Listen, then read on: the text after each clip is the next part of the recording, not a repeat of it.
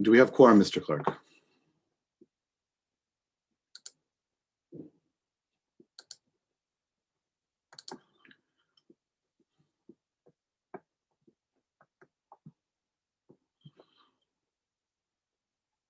I believe we do. You're on mute, Mark. We didn't hear you. We do. I can see all your beautiful faces. Well, good morning and welcome to the Community and Protective Services Committee meeting of February 18th, 2021. I would like to call this meeting to order.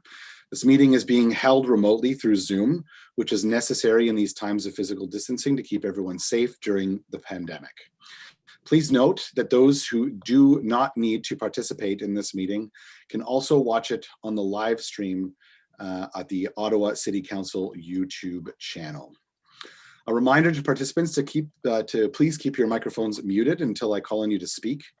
I will provide each committee member with the opportunity to ask questions or comment on each item in the order in which they raise their hand on Zoom.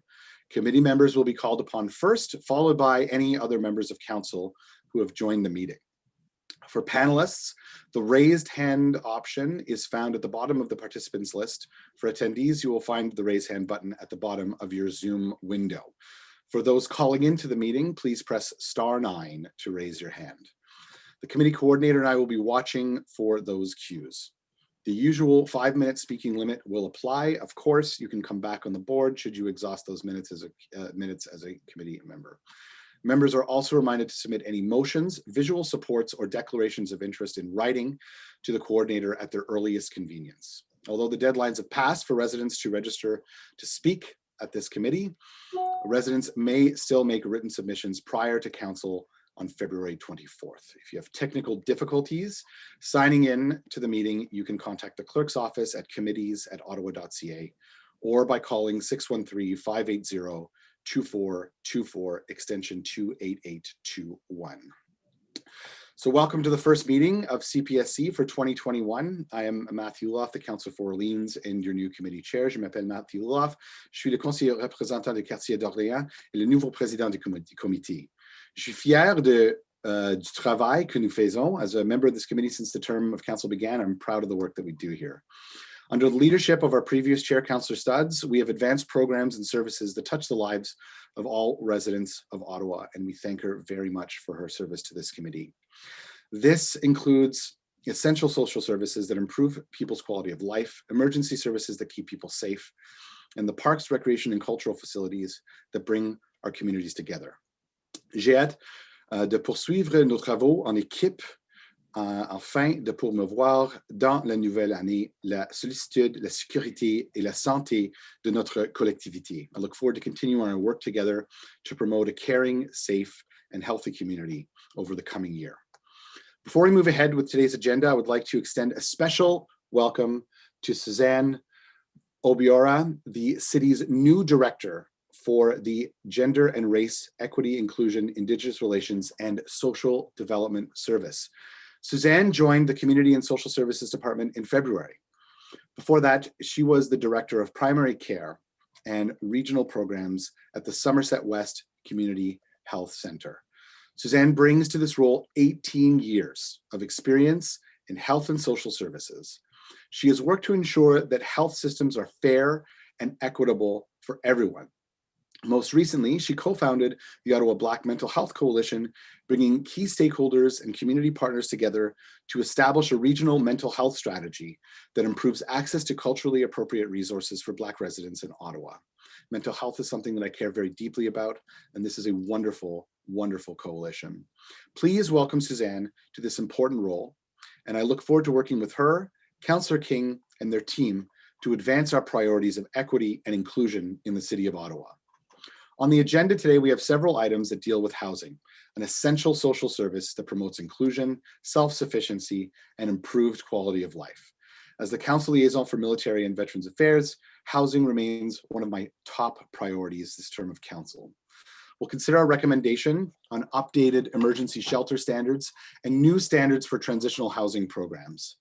These are vital services that meet the immediate needs of people experiencing homelessness.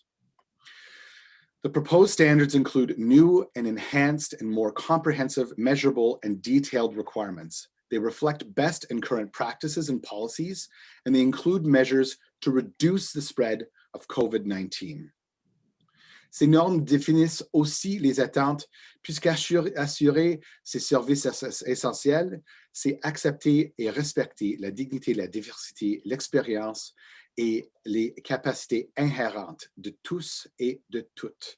They also set the expectation that delivering these essential services to people means accepting and respecting the inherent dignity, diversity, experiences, and abilities of all people. We will hear a motion to refer a significant 2-year action plan for the 10-year housing and homelessness plan to a special joint meeting of the Finance and Economic Development Committee and the Community and Protective Services Committee on Tuesday, March 2nd, because a plan on its own without understanding the funding model is not a plan at all. Thank you. Merci pour votre attention. So now let's get into today's first agenda item. Passons maintenant au premier point de l'ordre du jour de notre réunion d'aujourd'hui. But first, some housekeeping items. I've received no regrets. Could the committee coordinator please call the roll? A reminder to members to unmute themselves when they are called. Councillor Meehan. Here. Councillor Kitts. Here. Councillor McKenney. Present. Conseiller Fleury. Ici. Councillor Tierney. Présent. Councillor Deans. Here. Councillor Kavanaugh. Here. Councillor El Shantiri. Present. Councillor Dudas. Ici. Vice Chair Eglai. Here. Chair Luloff. I am here. Are there any declarations of interest arising from this or any previous meeting? Seeing none. We'll do a confirmation of minutes for minutes 15 from Thursday, November 19th, which feels like a lifetime ago for most of us. Are the minutes for this meeting of November 19th, 2020 confirmed? Confirmed. Carried. Confirmed? Carried. Thank you. Okay, communications, responses to inquiries, CPS 0220, menstrual products. We have a procedural motion from Vice Chair to lift this inquiry for discussion. Please go ahead, Mr. Vice Chair. Yes, so it's on the screen. It's very short. Be it resolved that pursuant to section 89.3 of the procedure bylaw, Community and Protective Services Committee approve that the inquiry response on menstrual products be added to the agenda for consideration at today's meeting. Is this motion carried? Carried. Carried. Carried. This will now be dealt with as item number 1. So moving on to the consent agenda, Recreation, Culture, and Facilities Services, Businesses, Technical, and Support Services. Item number 1, commemorative naming proposal, Annie Patutaguk Park. This item is being requested to be held. We have a number of speakers that wish to speak on this item. So we will hold this item. Do we have a motion to hold this item? Yes. Okay, so we will hold this item. Point of order, Mr. Chair. You don't need a motion to hold the item. You just ask if it's held. Thank you very much. Really appreciate that. All right, item number 2, commemorative naming proposal for Hermas Family Forest. This is a forest in my ward that the Community and Protective Services Committee recommend Council approve the proposal to name the unnamed woodlot located at 1054 Prestone Drive, the Hermas Family Forest. We have no submissions or speakers to date. Is this item carried? Carried. Carried. Carried. Item number 3, commemorative naming proposal, Hunsdeep Rangar Park. So this is that we recommend to Council approve the proposal to name Decour Park located at 560 Decour Drive, the Hunsdeep Rangar Park. We've received no submissions on this or correspondence to date. Is this report carried? Carried. Carried. Okay, housing and social services. Item number 4 is the 10-year housing and homelessness work plan 2021 to 2022. We have a motion to refer this to a special joint committee. Please go ahead, Mr. Vice Chair.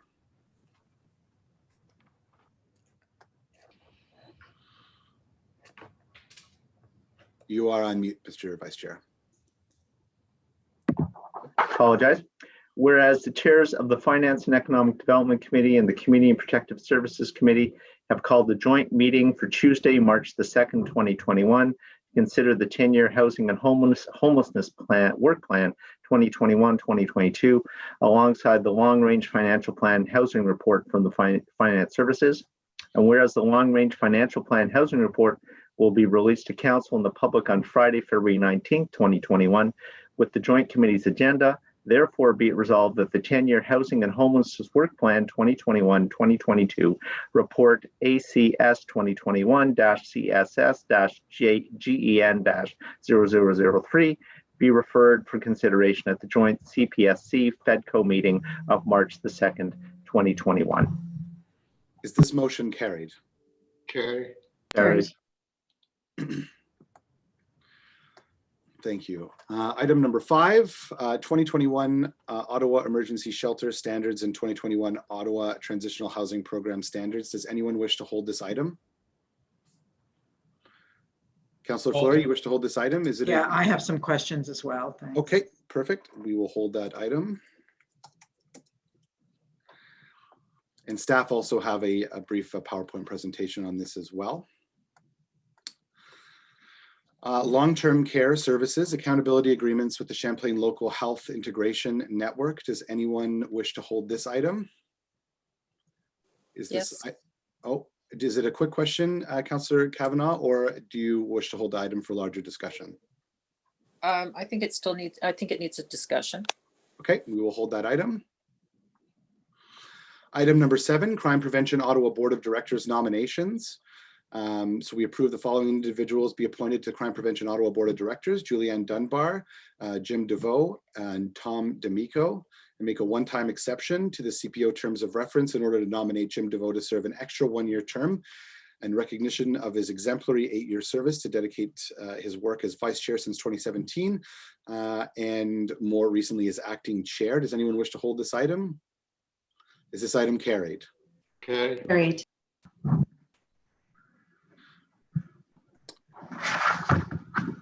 Okay. Item number 8, status update, Community and Protective Services Committee inquiries and motions for the period ending 8 September 2020 that the Community and Protective Services Committee received this report for information. We have no speakers to date. Is this item received? Mr. Chair, I have a very quick question on one of the matters. Yes, please go ahead now. There was an ask for a graph, an infograph that dates back to 2017 for property standards. So we're in 2021. This is a small communication piece. Is that possible to accelerate?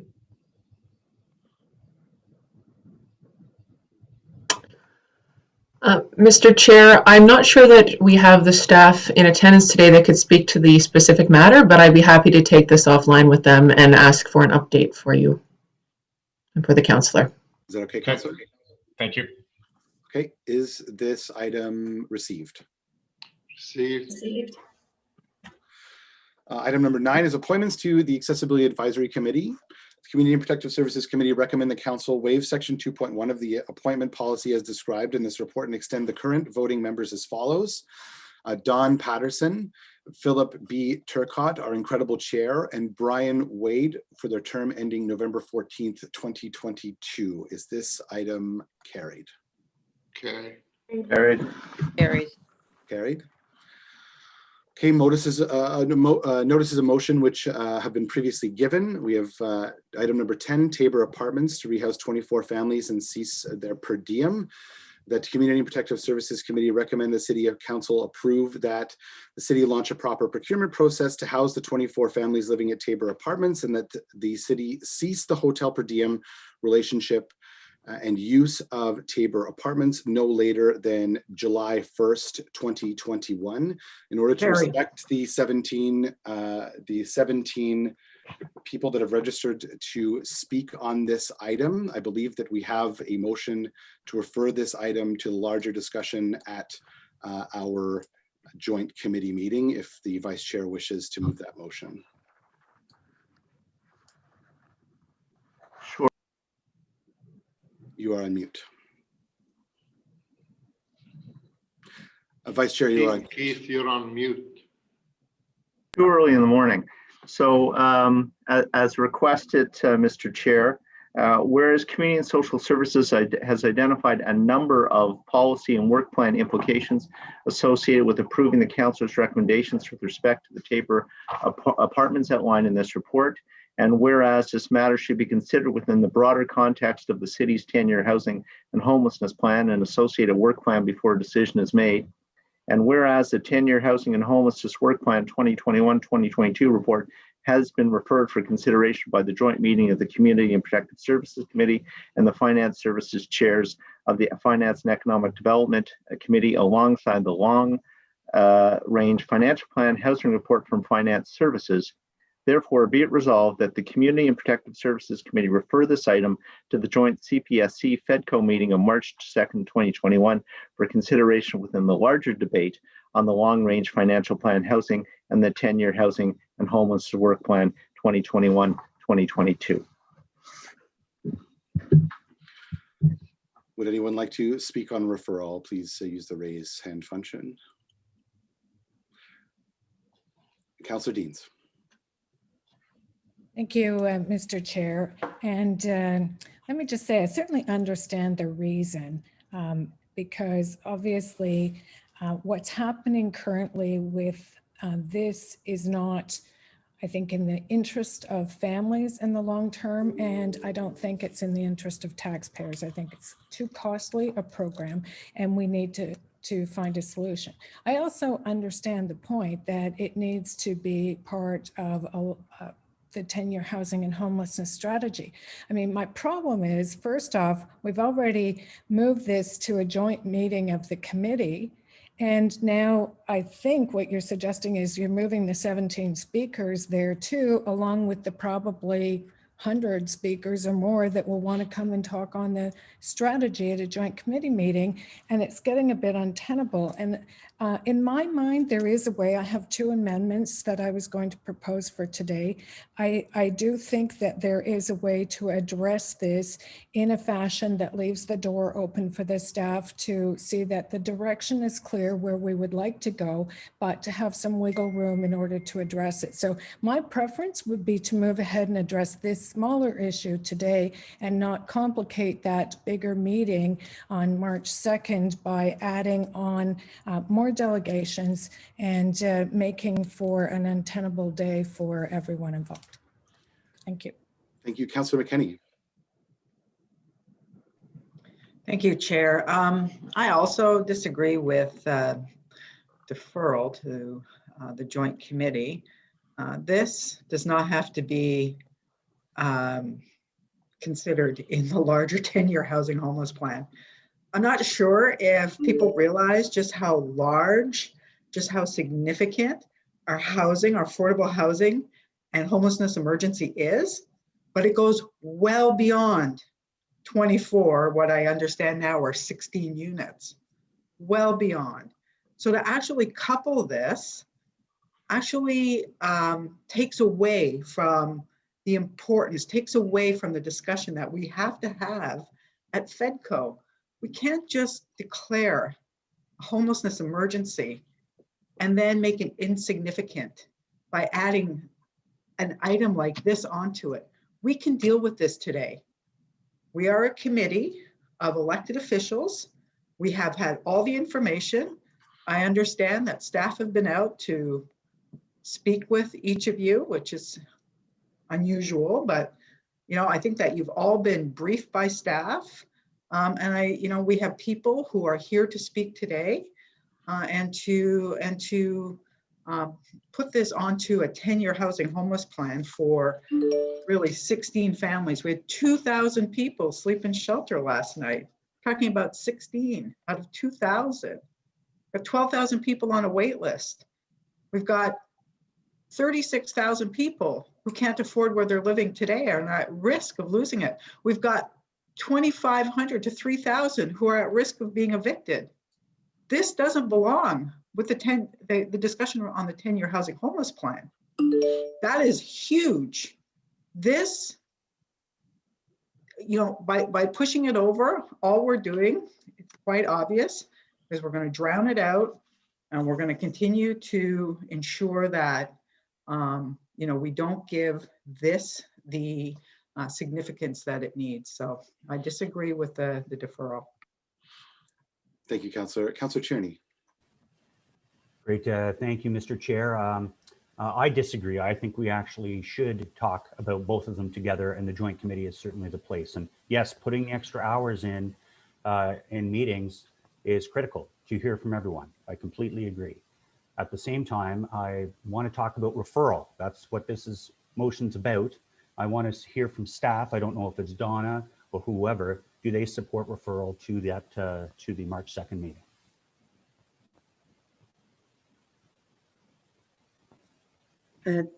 Thank you, Mr. Chair. I think this motion, when we look at the motion and what we're trying to achieve, I think is addressing the bigger issue of family homelessness.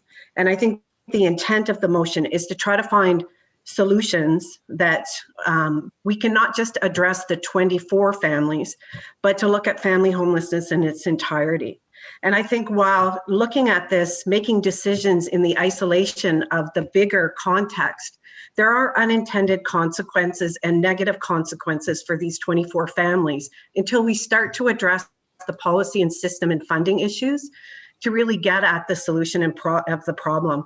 And that is in the family housing and homelessness plan. And there would be financial implications to this approach that we really should look in the combination with the financial plan and the affordability plan we've put forward. So I know that the intent and the urgency, to address these 24 families, I totally agree with that, but the tools and the solutions that we need are bigger than the 24 and should be addressed in the bigger context. Yeah, I couldn't agree more, Donna. It's weird that we wouldn't want to do that. What you mentioned consequences. Can you give me some examples of consequences? I think that without the proper tools in place to support these families, what we would be doing is placing these families into hotels and motels right now. And those hotels and motels would not have the same amenities that they currently have in these apartments for these very large families. And I think it's important to highlight that these are unique circumstances with very large families. We don't currently have alternatives of placement for those families and the tools to do that. So it would mean moving them out of where they are now to a hotel room with no bedrooms, no kitchen facilities, and relocating them from communities, which some of them have, had their children in and been immersed in those communities. Yeah, and I've seen this in some of our hotels where I've seen some of these large families where they want to stay together. In this situation here, these families are quite large. Would they have to be split up and parceled out? Like there is a lot to think about on this one, and that's why I'm very excited. I know it will be a long day, but that's what we're paid for, folks, to have that discussion about trying to solve an issue that we all like to talk about, but we don't have any action. So what would happen to those families, Donna? Oh, you're on mute. I think in the current situation that we have now, we would be moving them into hotel rooms. And so the majority of these families, the reason that this is an option is because they're very large, 9 children, 7 children. So some single family members. And so in those situations, we would have to, because we couldn't put young children alone, we'd have to put 9 members of a family potentially in one hotel room. Or if there were multiple families, we'd have to separate them in a hotel room and couldn't guarantee that they would be co-located or close by. And we would have to move them out of their current geographic location in a school year or, we'd have to start to do that now. Let's just make sure that we're staying on referral.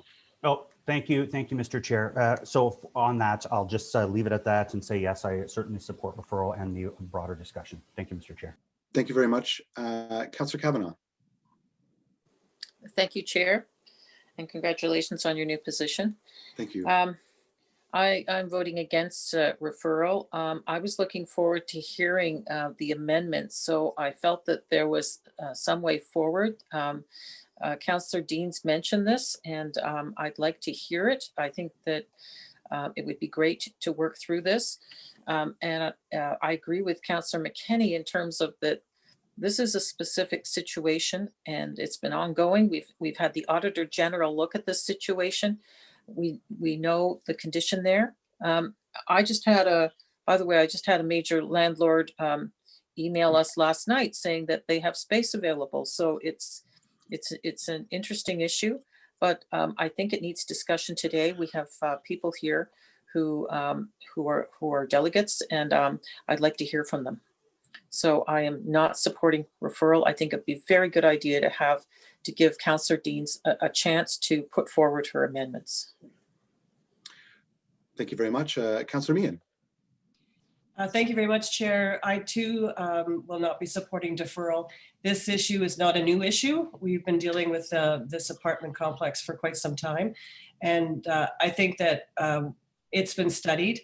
And I would suggest that the councillor who is responsible for this area knows it really quite intimately and realizes that there are other solutions that I would like to see implemented a lot quicker than if we defer it to the joint committee.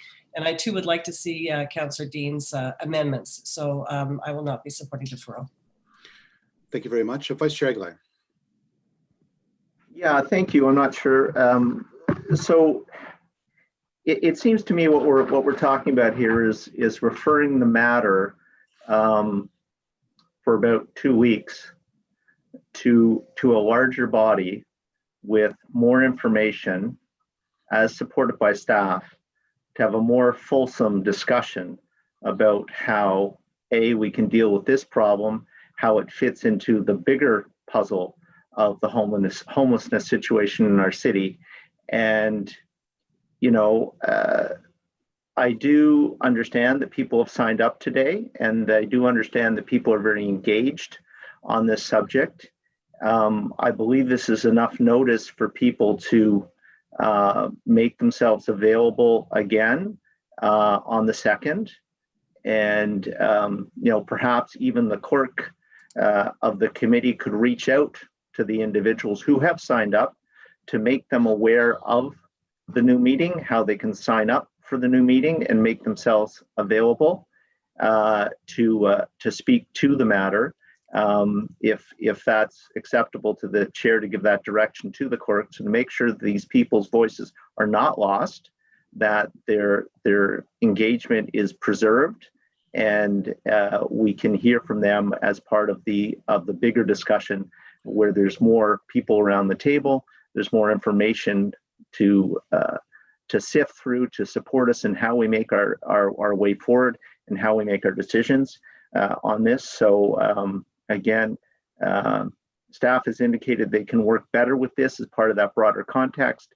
And at the end of the day, while we make the decisions, staff are the ones that are going out and implementing what we've said. So they believe they can do a better job with this after the joint meeting, then I think that's something we should be listening to as well. Then very briefly, Madam Clerk, are you prepared to take that direction to ensure that should this referral motion pass today, that everyone that was prepared to speak today will be proactively reached out to? It will be notified. Mr. Chair. Thank you very much. Councillor Fleury. Thank you, Mr. Chair. I'm surprised by the deferral in the context that this was a notice of motion that was presented in 2020. Point of order, Mr. Chair. This is not a deferral motion. It's a referral motion. The discussion is very much still alive. It's just going to be dealt with by a different group, a different committee, but it's not being deferred. It is being referred, which is a different matter. Thank you very much. Please continue, Councillor Fleury. Yes, thank you, colleague, for raising the difference between D and RE. I apologize. I did make that mistake.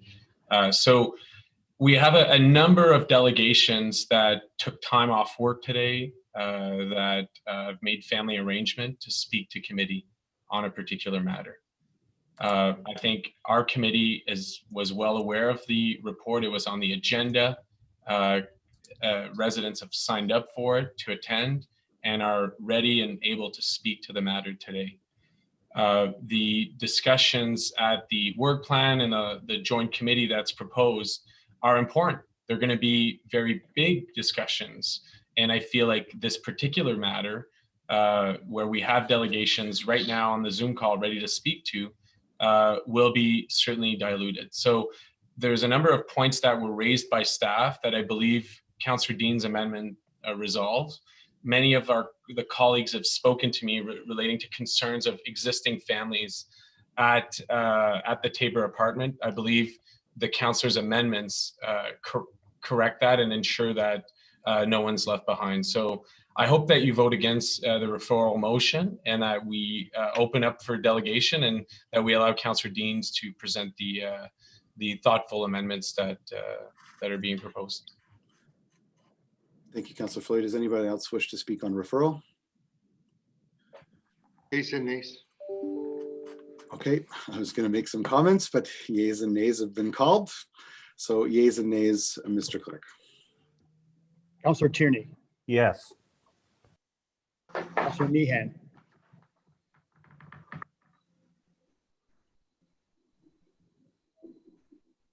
Councillor Meehan, You're No. on, you're on you're mute. on mute. Sorry, no? Okay. Councillor McKenney, No. Councillor Kitts, Yes. Councillor Kavanaugh, No. Conseiller Fleury. No. Councillor El Shantiri, Yes. Councillor Dudas, Yes. Councillor Deans, No. Councillor Vice Chair Eglai, Yes. and Chair Luloff. Yes. We have 6 yeses and 5 noes. So this item is referred. Point of order, Mr. Chair. Is the item referred as a single item on the joint committee, or that wasn't clarified in terms of the referral? So it's people can speak to the Tabor item when it comes to the joint committee? Madam Clerk, can you clarify that? Mr. Chair, yes, that understanding is correct. Okay, so moving on to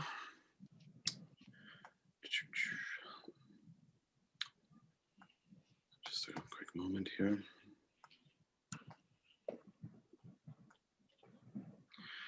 So Chair, just to make sure that those delegations or that are waiting in the attendees, we will let them know that they will be invited to the joint meeting on March the 2nd. Thank you very much, Mr. Coordinator. Okay, moving on to item number. Mr. Chair, Yes. just to be crystal clear so that they can prepare, this will be a separate item on the agenda. They will have 5 minutes to speak on the Tabor item. If they so choose, they will also have 5 minutes to speak on the housing and homelessness plan, correct? That is correct from my understanding. Madam Deputy Clerk, can you please confirm that? That's correct, Mr. Chair. Thank you. Okay. Any further points of order? Okay, seeing none. Moving on to item number 11, plan regarding innovative models of care for long-term care homes. We motion that the Community and Protective Services Committee recommend that City approve that staff be directed to present to Committee and Council a plan regarding transformative culture change, i.e. adapting innovative models such as the butterfly model by Q2 2021. I do believe that we have an amending motion and I don't know whether or not it will be accepted as friendly. So if the Vice Chair can read the amending motion. Thank you very much, Mr. Chair. Whereas COVID-19 pandemic has highlighted issues within the long-term care home system, whereas these issues are not new and existed long before COVID-19 began, now more than ever, there is a pressing need to change the system so that residents in LTC homes are safe, comfortable, and live with dignity and quality of life. Whereas the COVID-19 pandemic has further highlighted the importance of quality long-term care facilities, and with the City of Ottawa operating 4 long-term care homes, and whereas the Community and Protective Services Committee recognizes that due to the COVID-19 pandemic, the city-operated homes have needed to shift their priorities to focus on outbreak prevention, containment of the virus, implementation of changing directives, which has resulted in significant resource pressures during the emergency response. Therefore, be it resolved that the following revised recommendation be approved, that the Community and Protective Services Committee direct staff to present committee and council, or present to committee and council rather, dementia care strategy framework for the city's long-term care homes, which focuses on innovative dementia care models by Q4 2021. Thank you very much. So on the motion, Councillor Kavanagh. We do have two Thank you. delegations as well, Chair. Oh, understood. All Okay, right. I'll wait till after the delegations. Is this on referral? No, this is not. This item is not being referred. There's just a motion. Oh, it's just an amendment, sorry. That's correct. Just a, Yeah. just an Yeah. I'll wait till after the delegations. Point of order, Mr. Chair. We're still going through the initial agenda, are we not? So is this simply not? If there's objection to the motion, is this not simply held and we go back to the beginning of the agenda items that were held, or I'm not sure? I'm just asking the question. No, indeed, we will hold item number 11 and come back to it. Item number 12, the one-year capital plan for city-owned long-term care homes. I believe that the mover has worked with staff on this motion, that the Community and Protective Services Committee recommends City Council approve that staff be directed to present to Committee and Council a one-year capital plan for city-owned long-term care homes by Q2 2021 and continue to provide one-year plans following the budget period year. Does anyone wish to hold this item? Is this report carried? Carried. Okay, so moving back to the top of the agenda, we have held our communications on menstrual products. We do have a member of council, Jenna Sudds, our previous chair, who wishes to speak on this item. Please go ahead. Terrific. Thank you very much, Chair. And I just wanted to take the opportunity, I want to thank staff, but I also had a couple of questions I wanted to raise based on the response. So first of all, that this has been a year in the making. And I know myself, and I think perhaps some of the others, my colleagues are on the table, met last February, so about a year ago, with two local Canada high school students, Izzy Lapalm and Ashlyn McLean, who made the rounds, and I know they've met with a few of us to talk about menstrual inequality in our city. And I know I certainly was very inspired by these young girls and their passion and motivation to help address the issue. Which really inspired me to bring this issue forward and table the inquiry back a year ago. So really happy to be at this point and thankful for the attention that staff have given to this issue over the last year, when obviously they had a lot on their plate with COVID as well. But really happy with the commitment to move forward with a pilot project to provide free menstrual products at a handful of facilities in our city. So a few questions, and I guess I see Dan has popped up on the screen, so I will direct them to Mr. Chenier. The first is, I know the inquiry response indicated the neighborhood equity index was used in selecting the sites. Can you talk to us a bit about that? Was it strictly the index that was used? Are there other factors that went into picking those 4 initial sites? Good morning, committee members, Chair. Thank you for your question, Councillor.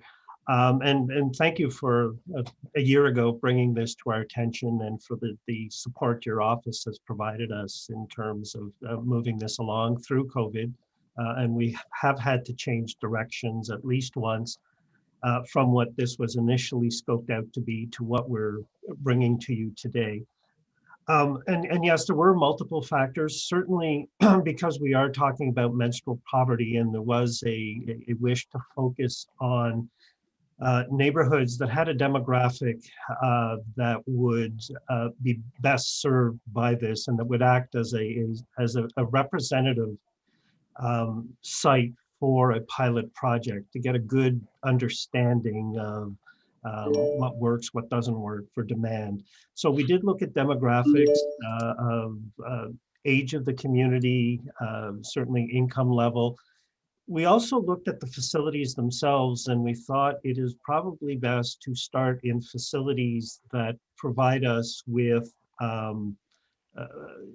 physical layout of a facility that is conducive to having products out, that has the staff resources to restock and monitor use so that we have an understanding of volume that is being used. So all of those factors were put together, and we came up with the list that's in this report. It is a first phase of this, and we do expect that it will grow. The list is based on biting off a reasonable start to the project and on anticipated volumes, but there is no real model for how quickly products will be used up, any issues that might come up. And that's really how we selected the 4 sites that you see before you today. Excellent. Thank you. That's helpful insights. And I know a lot of research and insight went into selecting those. So thank you for that. How, as this is rolled out, and you've alluded, there's a lot of unknowns as to how uptake will be and whatnot. How will success be measured for this pilot project? In a couple of ways. Certainly one of the things that we're interested in is how accessible will these products be, because what we've heard from some guests that we have with us today that have more experience in this than I do, free and easy access in a respectful manner is key.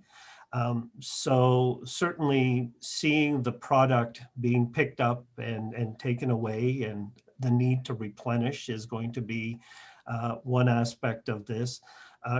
Client comments, we will, like everything else in our facilities, be looking to, in a respectful way, find out if we are offering the right things in the right place, those kinds of things.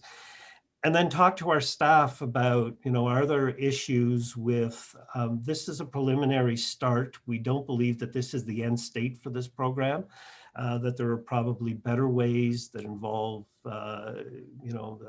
dispensers and different approaches to this. An opportunity to do more education within the facilities and those kinds of things, but we're not quite there yet. I think success will be measured by how people respond to this and the kind of feedback that we get and how we're able to adapt. The present 4 sites are really based on the volume that we have modeled out and anticipate, but with COVID and with still restricted access, we may find out halfway through the year that the current sites are not being used as much, and we may be able to expand with the existing budget and inventory that we have. We don't know yet, but I think success will be to be able to gauge volume and to expand if volume shows us that we didn't quite get it right and there's an opportunity to do more, then our commitment has been that if we can move from 4 to 6 sites or to 8 sites during the year as part of the pilot, we will do that. Excellent. That's good to hear. It's good to hear there's some flexibility to make sure we take as much advantage of this pilot as possible.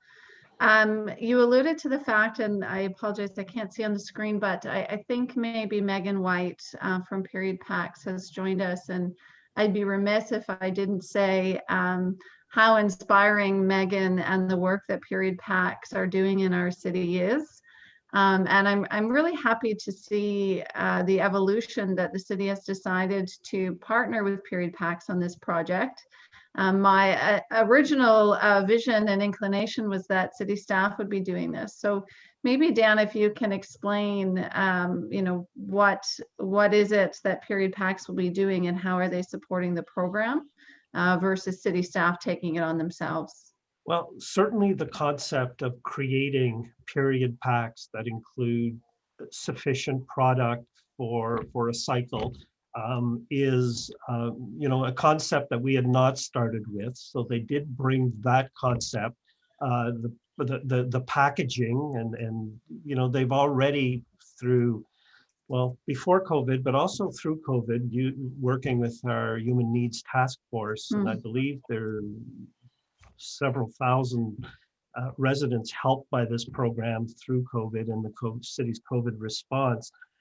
So certainly bringing the concept to it, but I think almost as importantly, the advocacy portion of what they do, and certainly the education portion. So the partnership that we have talked about, and if Megan is here, I think it would be good to hear from her, because they have more depth in this than I do. But certainly the possibilities for this partnership in terms of working through city facilities to not only pilot this and make it available, but also to evolve this to a point where city facilities, perhaps at some point, I think the example they give is that it's really like providing toilet paper in our washrooms. It's that level of service. And that's what we want to achieve. And I think we've partnered up with the right group that has done research on this, and they're advocating. So if Megan wants to add to that, welcome to hear her thoughts. Sure. Yes, thanks so much for allowing me the opportunity to speak. And Dan, I'll just speak to what you just said really quickly to say what Period Packs is contributing. And you covered a lot of it, but I want to mention that the holistic view of how we got here and why menstrual inequity is an issue to begin with, and what the true barriers are to access, so that we can begin addressing, this is a multifaceted issue, is a huge part of what Period Packs is doing in the community. So approaching misinformation, the inability to access adequate menstrual education, why this is affecting primarily people under 25, and what the true barriers to access are outside of not having the income to purchase the products yourself, and why this is really a community issue and a basic necessity. Amazing. Thank you very much, Megan. And as I said, when I first met with you, the work that you're doing is incredibly inspiring, and it's great to see this partnership with the city. Maybe one last question for Dan. The report, the response, excuse me, indicates that you will report back. I'm assuming the report back will be to this committee. And timing, what can we expect? So Councillor, yes, the intent would be to report back to this committee. We had envisioned doing it at the end of this year to get a full understanding. We're looking to really start this at the beginning of March. Our facilities have just reopened, so we're settling into reopening facilities. And part of that will be to implement this within the coming weeks. Should there be significant change, like I mentioned, we may decide to do something faster, or to correct course, or to add to the program through the year. If that's the case, then we could look at an update in the fall. But if not, then I would see Q1 of next year as our target date. Thank you. And I would just add to that, obviously, as we enter into the fall and we start thinking about budget for next year, it would be good to have a sense of how this pilot project is going, and if we do want to continue the budget impact that we'll need in the coming year. So I'll leave that with you. I'm sure you have it on your mind as well.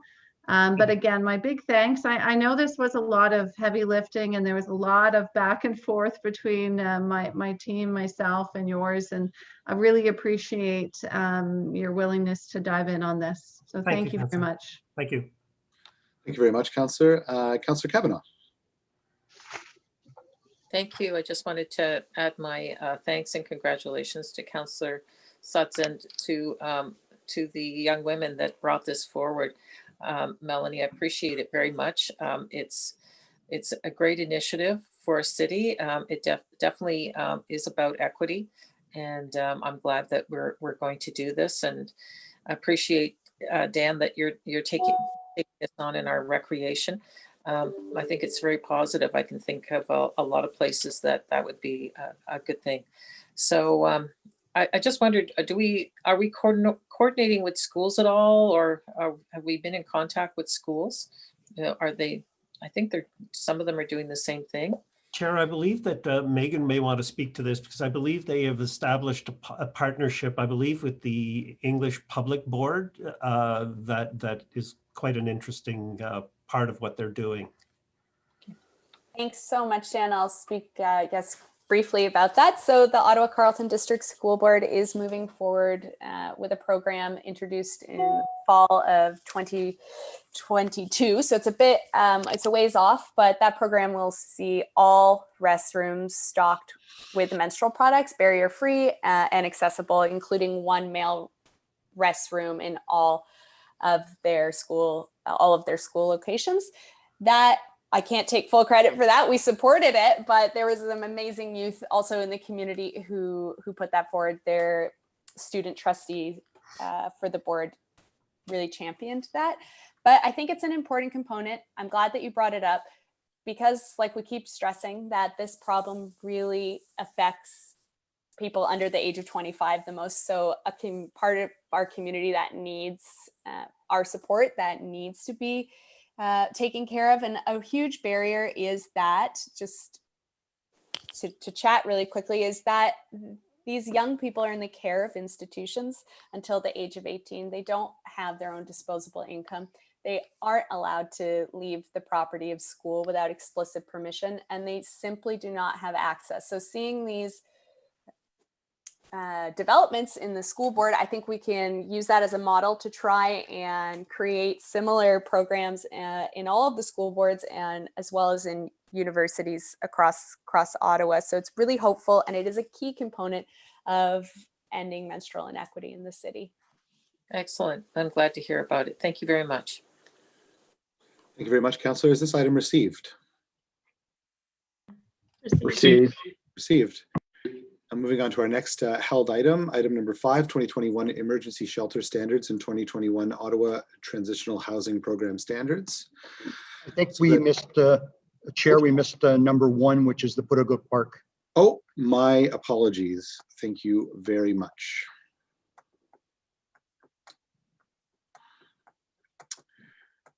Okay, so sorry, item number 1, commemorative naming proposal, Annie Putagook Park.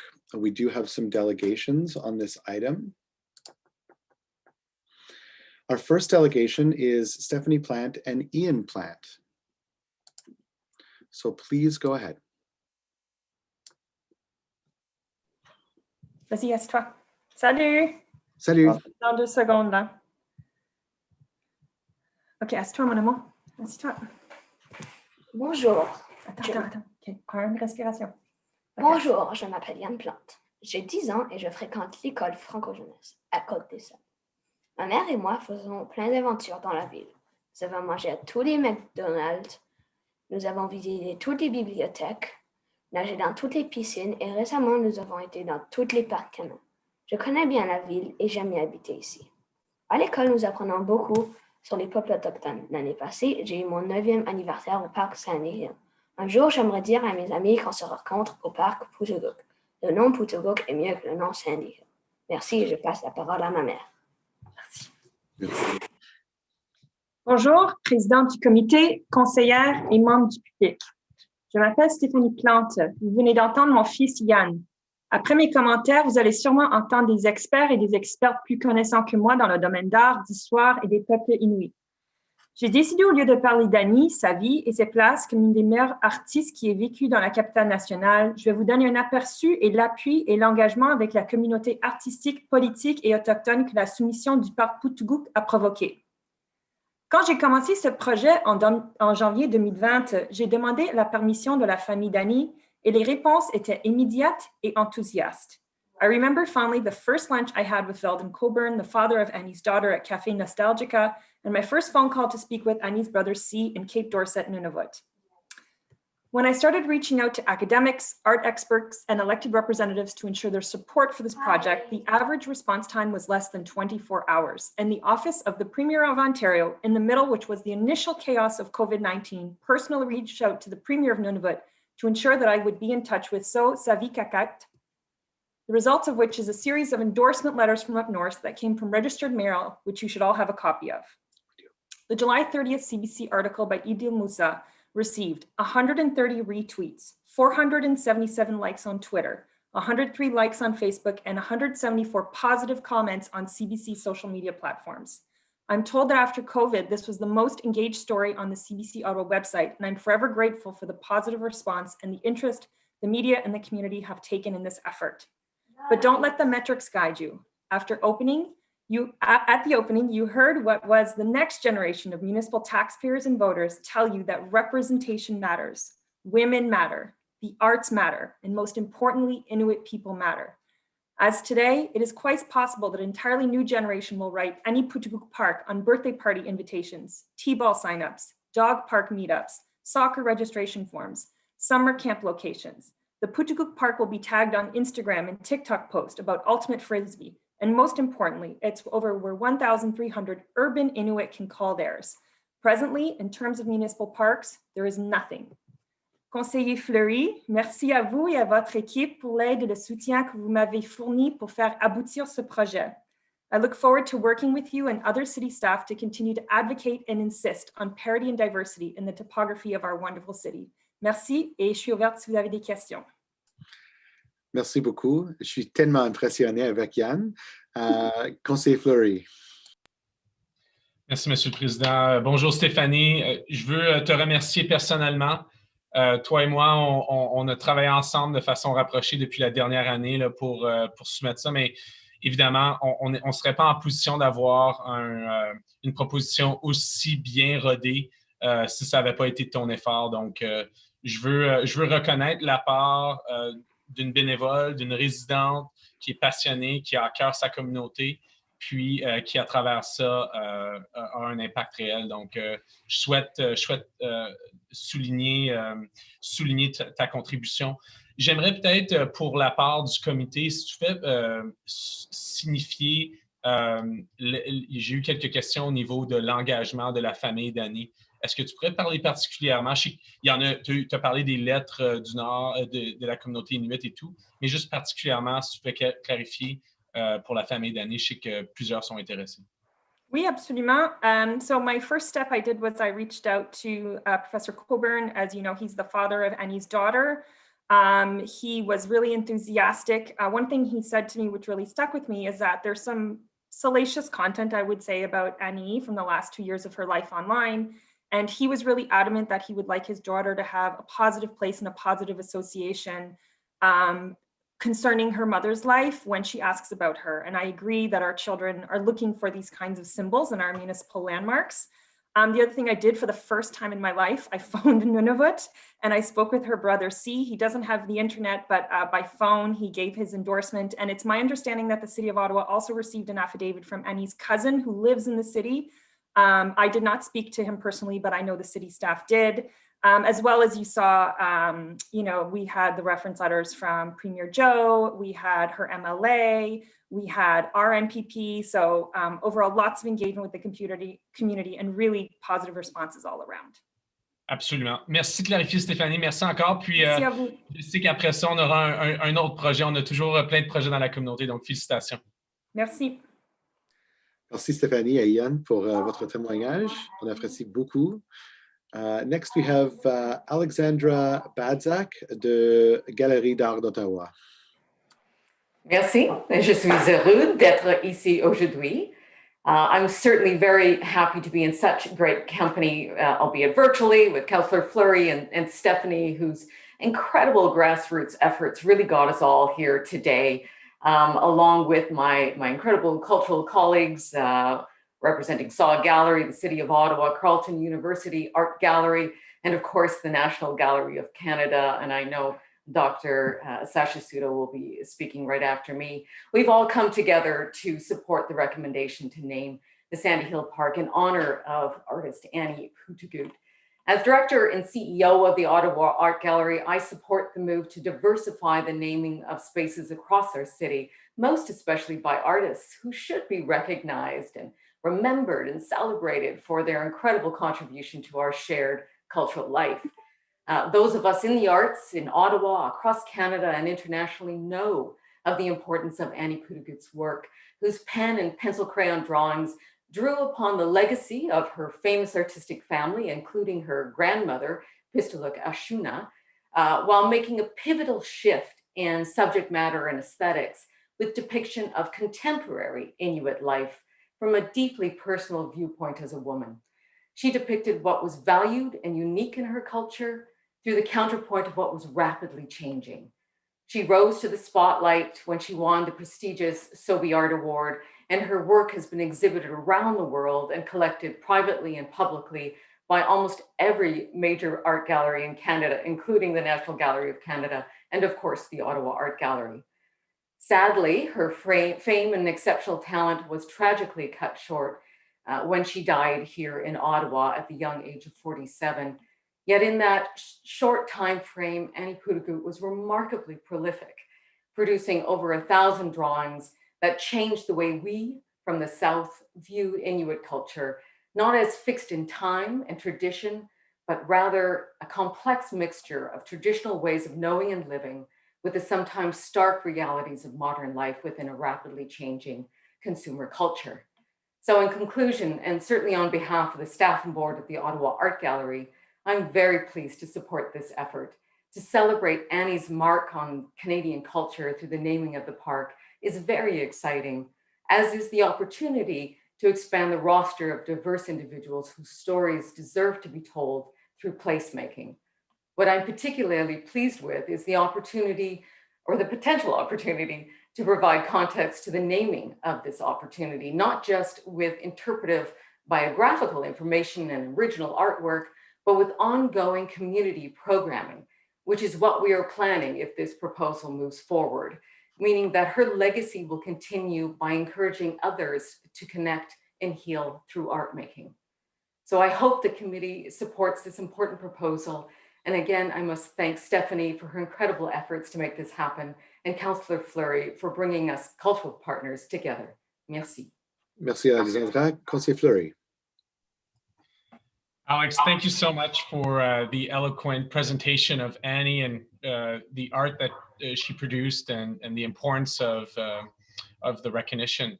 Can you, I know that the city, who also has an art bank, is not speaking at committee, but on behalf of the partners and your awareness of the art pieces that we have in our various collections, can you maybe give us some clarity on that? What we have in Ottawa of Annie's work? Right. I think all major institutions here, including the City of Ottawa's circulating art collection, has representations of Annie's work in the collection. What you're going to see if this moves forward and if we're able to install it in the center is some beautiful pencil crayon drawings, which was very typical of Annie's work. And so, you know, Annie was known for depicting everyday life up north. So often very personal parts of her life, whether it was, cooking food in their house, depictions of herself and her family. So that's the kind of work you're going to see. Of course, because it's pencil work, it's vulnerable, and so keeping displaying it in a way that ensures its longevity, of course, is very, very important, and we've had lots of conversations around that. I will say that the Ottawa Art Gallery is about to open on February 20th, and so if you join us, yay! And if you join us for our sheltered exhibition, you're going to see some of Annie's work in that exhibition. Merci encore une fois, Alex. Thank you very much. Thank you very much, Councillor Fleury. We now will hear from Sasha Duda from the National Art Gallery. Please go ahead, Sasha. Bonjour tout le monde. Je suis Sasha Duda, la directrice générale de la Musée des Beaux-Arts du Canada. Je suis très heureux d'être ici avec vous aujourd'hui. I am so pleased to be here today and humbled by this incredible effort that Stephanie, you initiated, and what an incredible outcome this is moving towards. You know, I'm here in Sandy Hill, zooming in from Range Road, close to Strathcona Park, on the unsurrendered, unceded territory of the Anishinaabe Algonquin Nation, much like the National Gallery is on that territory. Like my colleagues at the National Gallery, I'm committed to learning about the history of this region, and I'm grateful to those Indigenous friends and colleagues who support and guide me on this journey. And this story, the story of Aniputuguk, is one that helps us to understand the experience, the lived experience of our Indigenous friends, colleagues, and neighbors and community members across Canada. And it is an incredible opportunity for us all to learn in our everyday lives. The fabric of the National Gallery is embedded in the communities that we exist to serve. And it's within this context that I present a statement to the committee in support of the naming of the Aniputuguk Park. In the gallery's national collection, we're honored to have a number of Annie's prints and drawings and have curators that worked closely with Annie throughout her life and career. One such work, which you can find online in our digital National Gallery, is Cape Dorset Freezer from 2005. It's a stunning drawing that depicts a co-op store in the center of Cape Dorset. It talks about a community hub. Yes, it's a freezer, but it's also a place to hang out and to provide essential services and supplies to people. It's where people gather, what they get, the sustenance they need to live and to relate. Much like a park at the center of a neighborhood where people go, especially during COVID-19, to blow off steam and to encounter other people in this moment of solitude. Annie was a remarkable artist whose fine eye for movement and extraordinary attention to detail brought viewers into a shared understanding of her daily life. That's something that's not easy to do when you live here in the South. Her work draws us to contemplate both the remote, but also the familiar. So as much as it tells us what we don't know, it also connects us to what we do know and what we have shared in our lived experience. There is absolutely no question that Aniputuguk is deserving of having Sandy Hill Park named in her honor. She was an unbelievably bright light. Despite the briefness of her career, she leaves an incredibly strong legacy through her artwork and in the ways that she changed the art world. And this is an art world that's not always friendly to difference, and she brought to it newness, hope, inspiration. She is deeply respected and appreciated as an exceptional artist and dearly loved by so many throughout both this country, but far, far beyond. Her ability to connect with people, her humanity, is something that also deserves to be celebrated and to be remembered. It's that vulnerability that so many connect to, and it's that courage that keeps many going. Through her art, she also spoke directly to people that had never met her. So the commemoration of the park offers an opportunity to bring together and connect the people she loved and who loved her as an artist, as a mother, as a woman, as a sister, and as a friend. For the city and arts institutions and her family and friends to work together to create a place tied to her memory, a place where everyone feels welcome, would indeed be a tribute to her life and her work. And on behalf of the National Gallery of Canada, I'd like to thank those, again, who've been involved in proposing this renaming and for the invitation to present these words of support. I, for one, am so looking forward to going to this park with my kids, where I go almost every day, and tell them a little bit about Aniputuguk, her work and her life, and to do this in a familiar and open public space, which would be a small way in which my family can honor her legacy and contribute to a broader understanding of the lived experience of somebody who had such a large impact on our lives here in Canada. Thank you for the invitation to speak. Miigwech. Thank you very much, Ms. Suda. Councillor Fleury. Hey, Mr. Chair. Good morning, Sasha. Thank you so much for the delegation and the thoughtful words. I like Alex and like Stephanie, it really allows the public and committee members to discover who Annie was and her role in our arts community. I've discovered through these discussions and connection the importance of our national institutions in our capital city and its connection to our local artists. And I must say, there's a lot that we can build on from the early conversations we've had. So I'm quite excited about that. Specifically for Annie, I believe it was you that shared with me that the National Gallery, there was an award that Annie won at the national level. I don't know that you spoke to that, but maybe for our committee's interest, if you could just speak to that award and Annie specifically, I'd appreciate that. Absolutely, and it's actually timely. We've just relaunched our annual Sobe Art Award, which is an award for emerging artists here in Canada, and it's quite prestigious. It's the most generous contemporary art award in the world in terms of the purse, and it's supported by the Sobe Art Foundation, which is founded and currently headquartered in Nova Scotia. And Annie, in this very competitive competition, won that award and won it with kind of unanimity, I would say, and great pride for the committee. And I think the Sobe Art Foundation was thrilled that an artist like Annie could actually get that kind of recognition in that context. You know, the art world is not always one that is easy to navigate and to move through. And it's just that purpose that the Sobe Art Award is meant to serve, to give emerging artists who maybe aren't, you know, quote unquote, part of the scene yet, to find their way there. And particularly given the brevity of Annie's career, it's really, I think, very important that that award, that she applied and was nominated for that award and was recognized as early as she was. Thank you very much. Really appreciate your wonderful words today. Moving on, we have Ihor Mikkelshizin. Hello, councillors and chair. My name is Ihor Mikkelshizin. I'm the executive director of the Ukrainian Canadian Congress. And in the pre-COVID world, I believe some of you and I had met at events and at other opportunities. I'm speaking today as a resident of Ottawa to add my voice to the many passionate individuals and organizations who are supporting the park renaming project.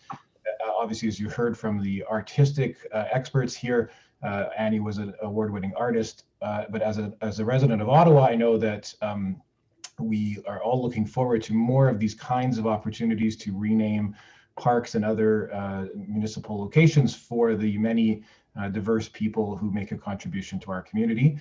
And I believe, again, as you can see from the letters and the speakers, that Annie Putuguk meets this criteria for the recognition clearly. And I think it's just an excellent opportunity to also thank citizens like Ian and Stephanie Plant to rectify the lack of diversity and representation that's unfortunately the current situation, and to ensure that in this case, Annie's memory will live on, and that this is an opportunity to go forward in the right direction. So thank you very much. Thank you very much. Councillor Meehan, did you have something you wish to say? No? Okay. Oh. Sorry, you're on mute. Sorry, I'm kind of dense this morning. No, not at all. No, I would like to say my question has been answered. Thank you. Oh, okay, perfect. Okay, up next, we have Orest Zadalowski.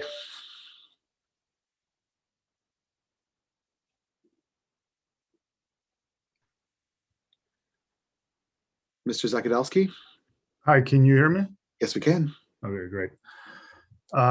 Thank you for allowing me to speak at this committee. My name is Orest Zakadowski. I live in Sandy Hill, a couple of blocks away from Sandy Hill Park, and I hope this committee will recommend to council that the park be renamed in honor of Annie Putuguk. I grew up in Toronto and moved here to Ottawa 7 years ago. The discussions and dialogue in Canadian society around reconciliation and partnership with Canada's First Nations are, I believe, welcome and overdue. In thinking about some of these issues, I think back to our education. I'm 39 years old and so attended school in the 80s and 90s. We were taught about Indigenous, Inuit, and Métis history and culture, but it was taught as something almost separate or distinct from Canadian history rather than as an indelible part of the Canadian experience. And the names of landmarks in cities and town in which we live still unfortunately reflect that reality to a large extent. The names of our streets and our parks should be more reflective of the rich diversity that is the Canadian reality. In part, that is why I believe that we should rename this park after Ms. Puruguk. The other part is her contributions to Canadian and indeed international arts and culture, which were substantial. I'm about as far away from an expert on art as one can get, but her work is unique and moving. It's reflective of everyday life, both of the North and here. It is also a window into the human experience, sometimes mundane, sometimes joyful, sometimes sad. In that way, Ms. Puruguk's art and work speaks to us all because we can all find something in it to which we can relate. It's no secret that Ms. Puruguk dealt with personal struggles, but that I believe is another reason why she deserves to be remembered. All of us to one extent or another deal with personal struggles. Some are luckier than others in overcoming the frailties that we all share. But those struggles are as much a part of our communities and our experiences as are our accomplishments, and they ought not be shied away from. It's possible that having a park named after Ms. Puruguk will inspire someone who is dealing with struggle in their life to overcome it and will give them strength and encouragement when they need it most. And that is, in the end, what living in a community is about. I hope that this committee will see fit to support renaming Sandy Hill Park in honor of Ms. Puruguk, and in this way add to the richness of the community that I am proud to call home. Thank you. Mr. Zakadowski, thank you so much. We appreciate you coming out today. Seeing no questions, we now have Terekulik Partridge from the Saw Gallery. Hi, my name is Terekulik Partridge. I'm the director of the Nordic Lab at Saw Gallery. I'm so happy to be invited to speak to you today. My cat would like to participate. Really, thank you, Mathieu, for inviting me to be involved in this project and to really invite me in as a participant. I really want to commend Stephanie for, from the beginning, reaching out to Inuit community members, especially up north, to Annie's family members, but also to Inuit community members here in Ottawa. There's a long-standing Inuit presence in Ottawa, a vibrant cultural and artistic community, and a large population, actually the largest Inuit population outside Inuit territories resides in and around Ottawa. The official number is something like 1,300, but based on services that are accessed by Inuit living around Ottawa, the estimate is more like 3,000 to 6,000 people. So that's quite a sizable amount when you consider that most Inuit communities are around 1,000, members, if that. So it's really important for us to feel that we are invested in things that happen in the city, and to feel that we have a presence in the city that is not just kind of temporary. So I think that the renaming of this park, for sure, Annie Puruguk's memory really deserves to be honored. And also it's a great opportunity for Inuit to see themselves reflected in public spaces, in a public space in the city. I think Annie in her lifetime probably experienced she probably experienced that she was not always welcome in some public spaces, just because of the difficulties that she experienced. And I think this is an opportunity to right that, and it's an opportunity to have programming right from the start with the Inuit community, such as with the Tungasuvunga Inuit and the Ottawa Inuit Children's Center. I can see all kinds of ways that community members can be invited into this space, and I'm really looking forward to working with some of the other Ottawa area arts leaders and community leaders to bring some programming to that space. Thank you. Thank you very much. Truly, truly appreciate you coming out to speak with us on this today. Councillor Fleury. Thank you so much for speaking today at today's committee and for your involvement. I've received a few texts from committee members who are asking the specifics of Nordic Lab. Can you maybe take a minute to describe your role at Nordic Lab and because that's also part of this committee's investments in the Ottawa Art Gallery, and more specifically in the Arts Court redevelopment. So if you could share with us your role and what the plans are for the Nordic Lab. Right, so Nordic Lab is a new space at Saw Gallery at Arts Court. It started over a year ago, and the idea in the space is there's an Aniputuguk Art Studio, the new print studio that has been installed with the renovations is slated to be named after Aniputuguk as well. There's also a residency space, and this is a space that is specifically designed to bring artists together from circumpolar nations. So Indigenous artists and non-Indigenous artists brought together in Ottawa to work on new works, to create new conversations around art, and kind of in the theme of working together across circumpolar areas. So, Canada is one of the circumpolar countries. Of course, in the past year, we haven't had people coming to Ottawa, but we've been working with artists in Norway, in Alaska, in Canada, and also locally in Ottawa on at-home residencies. And the plan is eventually to bring people to Ottawa for events and to have Inuit artists and other Canadian artists working with Nordic Lab to go to venues and events in other circumpolar countries. It's very exciting. Thank you for sharing that.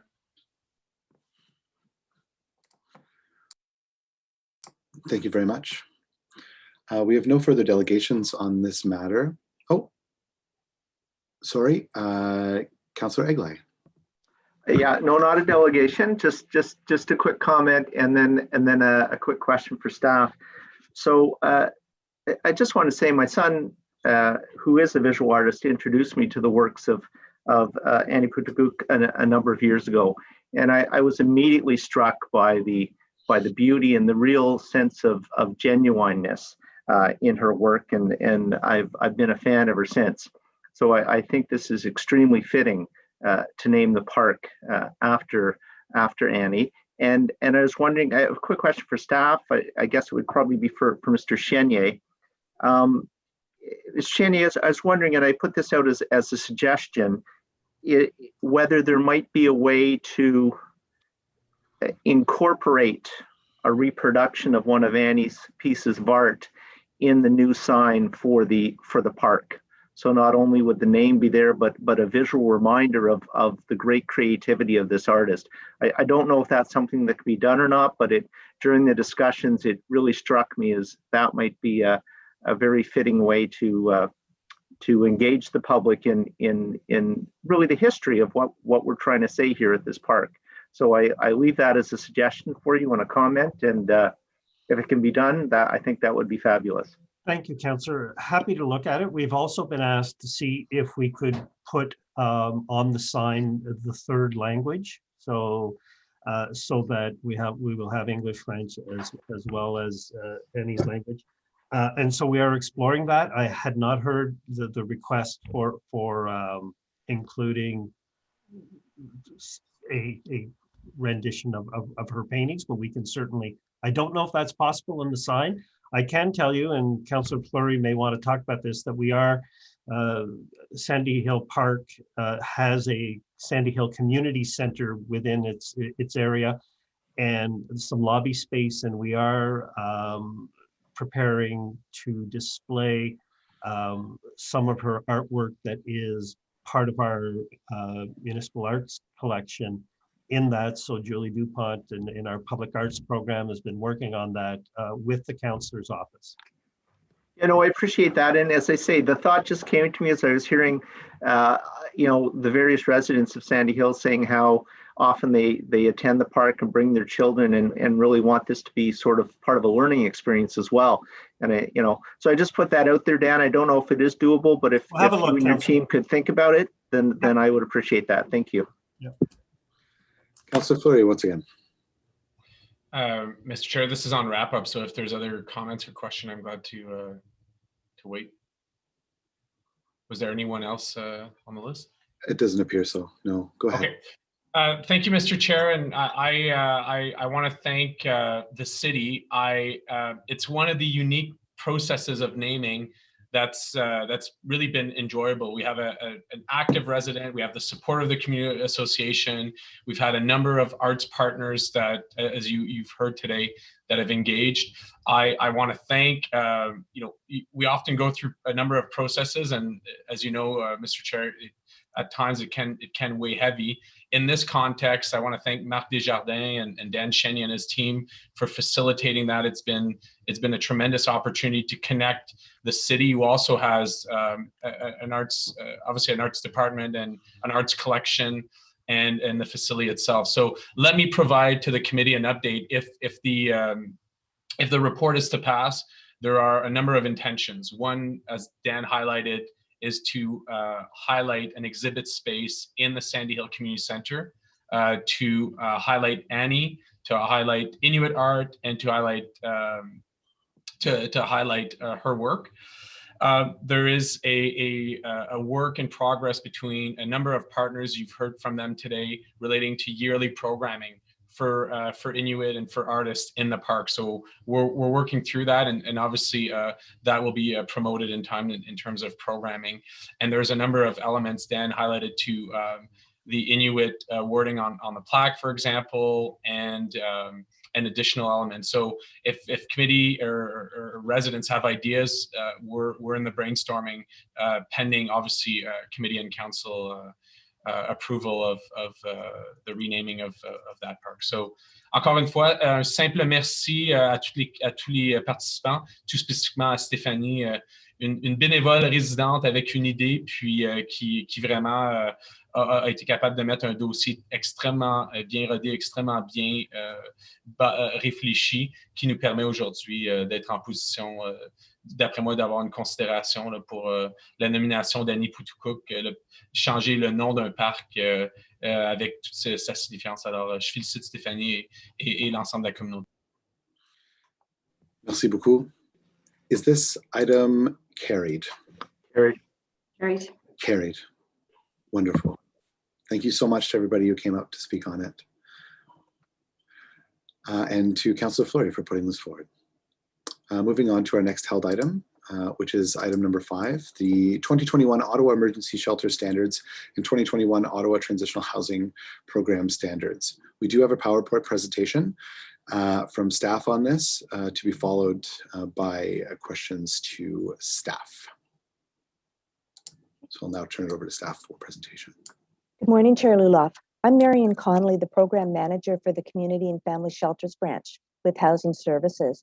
With me today is Shelley Van Busker, the outgoing Director of Housing Services, Saeed Sayah, the new Director for Housing Services, and Deanna Beccarelli, Program Coordinator for the Community and Family Shelters Branch. Thank you for having us here today to present the updated draft Ottawa Emergency Shelter Standards and the new draft Ottawa Transitional Housing Program Standards. Over 2019 and 2020, Housing Services worked with internal and external stakeholders to update the shelter standards and to create the Transitional Housing Program Standards. Deanna was the lead in this work, and she will provide a presentation to committee. We'll be happy to receive feedback and answer questions following the presentation. Thank you. Thank you, Chair Luloff. As mentioned, this is a brief presentation to outline the Ottawa Emergency Shelter Standards and the Ottawa Transitional Housing Program Standards. Next slide, please. So just in order to provide context for the Ottawa Emergency Shelter Standards and the Transitional Housing Standards, I'm first going to provide a little bit of background on the entire community and family shelter system. So the system is made up of 10 community shelter providers and transitional housing programs, and they provide services to singles and families. And these 10 community shelter providers and transitional housing programs are operated by 8 agencies, and they're funded by the City of Ottawa. In addition to that, there is one city-owned family shelter, the Carling Family Shelter. And on top of that, there are overflow services provided, and we do that through 23 contracts with hotels, motels, and post-secondary institutions. So in terms of where transitional housing programs and shelters fit in the housing system, they provide a vital role in the continuum of housing and homelessness services by providing temporary emergency accommodation to families, singles, youth, and pre- and postnatal mothers. Next slide, please. In terms of funding, the system is funded through an agreement with the Ministry of Municipal Affairs and Housing and the city, so the agreements between the two parties, to administer funding to temporary emergency accommodation providers, so that would be the shelters and transitional housing programs, and that's under the Community Homelessness Prevention Initiative, so CHIPPE. In terms of the city's responsibilities for this, the city and housing services are responsible to ensure that services are delivered in compliance with the purchase of service agreement, and to ensure that services are delivered in a manner that is equitable for clients and residents. And finally, and also to ensure that funding is applied only for eligible clients and services. Next slide, please. So in terms of updating the Ottawa Emergency Shelter Standards and creating the Transitional Housing Program Standards, the original standards for emergency shelters were developed in 2005 and have been updated to reflect the changing environment of shelters, and as we learned through the process, transitional housing programs. This was a recommendation of the Office of the Auditor General, and it was specifically noted that the shelter standards needed to be more comprehensive, detailed, and measurable. And during consultations for the Ottawa Emergency Shelter Standards, we realized that there should be separate standards for the transitional housing programs, and so we determined that there should be that separate document rather. In terms of the purpose, I apologize. And also actually in terms of that, the update was also a key action identified in the 10-year housing and homelessness plan. So the purpose of these two documents is it helps the city fulfill its oversight role as service manager. They also provide minimum guidelines in areas of major governance, operations, and service delivery for providers. So they're not meant to be exhaustive. In terms of minimum guidelines, as mentioned earlier, we serve through these providers a variety of sectors. So we have providers that are anywhere from 30 beds, providing services to as few as 30 individuals, and some are over 100 beds. So the standards are broad in a sense, and agencies, however, that serve specific populations would have specific policies relating to those populations that they do serve. In terms of the differences between shelters and transitional housing programs, shelters meet immediate needs of people experiencing homelessness, and the stays at these places are intended to be short-term. Transitional housing programs, however, they provide programming, for example, things like life skills, and combine that with the residential component. So it's programming with the residential component attached to that programming. The stays there are intended to be longer term, but less than 1 year, however, and these programs do not fall under the Residential Tenancies Act. Next slide, please. In terms of updating and creating these documents, we conducted 9 in-person consultation sessions, and those consultation sessions were with internal and external stakeholders. We did have one session specifically and exclusively for people with lived experience. We had consultation sessions with the providers that we do fund. So that included a range of staff, including frontline staff, management, HR, maintenance and cleaning staff, and a variety of folks from there as well. We also had external stakeholders. Notably, we met with the Aboriginal Community Advisory Board to incorporate feedback from them in the document as well. Beyond the in-person consultation sessions directly related to the standards, we had done an environmental scan of 7 other sets of standards across the country. This included also literature reviews of best practices to ensure that we had the best practices incorporated in our documents. We also incorporated feedback from the 10-year Housing and Homelessness Plan consultation sessions. And those consultation sessions, there were over 75 in-person consultation sessions held through that process. And a large number of those were also with people with lived experience. And finally, we incorporated some information we received from the point in time survey results, which were done in 2018. In terms of what's new, in the emergency shelter standards, there are 40 new sections and subsections that didn't previously exist. There's 48 enhanced sections and subsections, and there are 9 that were updated. Just for context, the old document was approximately 14 pages, and the new documents are in the 90-page range. So they are very much more detailed and measurable and reflective of what's happening in the shelter system right now. In terms of the transitional housing program standards, this was created. They're largely the same as the emergency shelter standards, but they do reflect the unique operational programming needs of transitional housing programs. Next slide, please. So this slide outlines the key highlights of the 2 sets of standards, and I will run through a few of those major changes. So in terms of the 2 documents, we did add foundational principles and guiding principles, which provide framework for services, and they really guide service providers in the service delivery that they offer.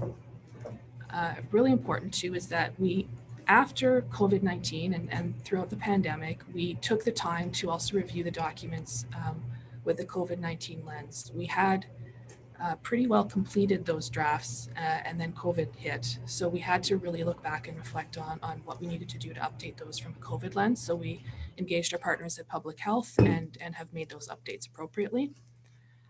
There are a lot of policy and procedure requirements that are comprehensive, detailed, and clearly defined as to what they need to contain. A couple new policy and procedure requirements, for example, would be the Good Neighbor policy. That's a new one. And there are a number of special considerations for Indigenous people and the LGBTQ2S+ community, for example, where there also need to be new policies. We have requested enhanced policy and procedure requirements for things such as client input, complaints and appeals, pest control, weapons and prohibited items, as well as a number of health and safety considerations. And next slide, please. So finally, discussing the implementation of these 2 documents from the shelter provider side and a few other pieces on that. So in terms of the 2 documents, they are going to be reviewed and updated every 5 years. Housing Services, however, will issue any directives needed, ad hoc directives in the interim, if necessary.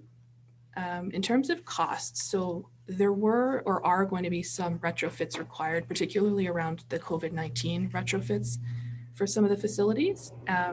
For example, the recommendation from Public Health was that beds be a minimum of 2 meters apart. And if they cannot be 2 meters apart, that there be a washable physical barrier between the beds. Public Health made that recommendation, and of course we agreed with it. However, this will result in costs for the providers. So to alleviate those costs, we've launched a request for offer. It closes next week. We launched it on February 3rd, and the cost of that will be covered under the Reaching Home initiative.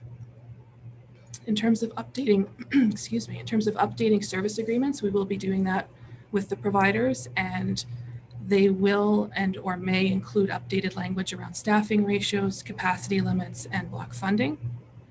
Appendix A of the document also includes a implementation date, and we do as staff have a plan to follow up with the implementation to ensure agencies are meeting the timelines that are detailed in that appendix. And finally, with the approval of these standards, all recommendations from the 2017 Office of the Auditor General review, which was the review of the emergency shelter contract providers, will be complete. So should there be any questions, staff are available. And thank you, Chair Luloff. That concludes the overview presentation. Thank you very much. Truly appreciate it. Do we have any questions to staff? We have Councillor McKinney. Please go ahead. Thanks, Chair. Thank you to staff for this. I know it was a tremendous amount of work, and I see that the consultation process was quite extensive in terms of input into this. I just had a few kind of specific questions, really. I don't have any real concerns with the standards. Just, you mentioned on page 4, shelters and transitional housing not funded through the city and therefore not covered in the standards. Can you give me just some examples of a shelter or transitional housing that's not funded by the city? So it would be anything that's a violence against women shelter. For example, I know the Salvation Army has has a transitional housing program on Gladstone. So it would be, you know, anything that's a second stage that may be transitional for drug or alcohol, for instance, like the Mission Okay. has a program. It would be those types of programs where we're not a direct funder. Okay, okay, that's, yeah, that makes sense, of course. I should have thought of that on the top of my head, but, and then under your, the case management supports and services, I believe it's page 56 in the document, the OESS document, LGBT Q2S clients, and the special provisions around,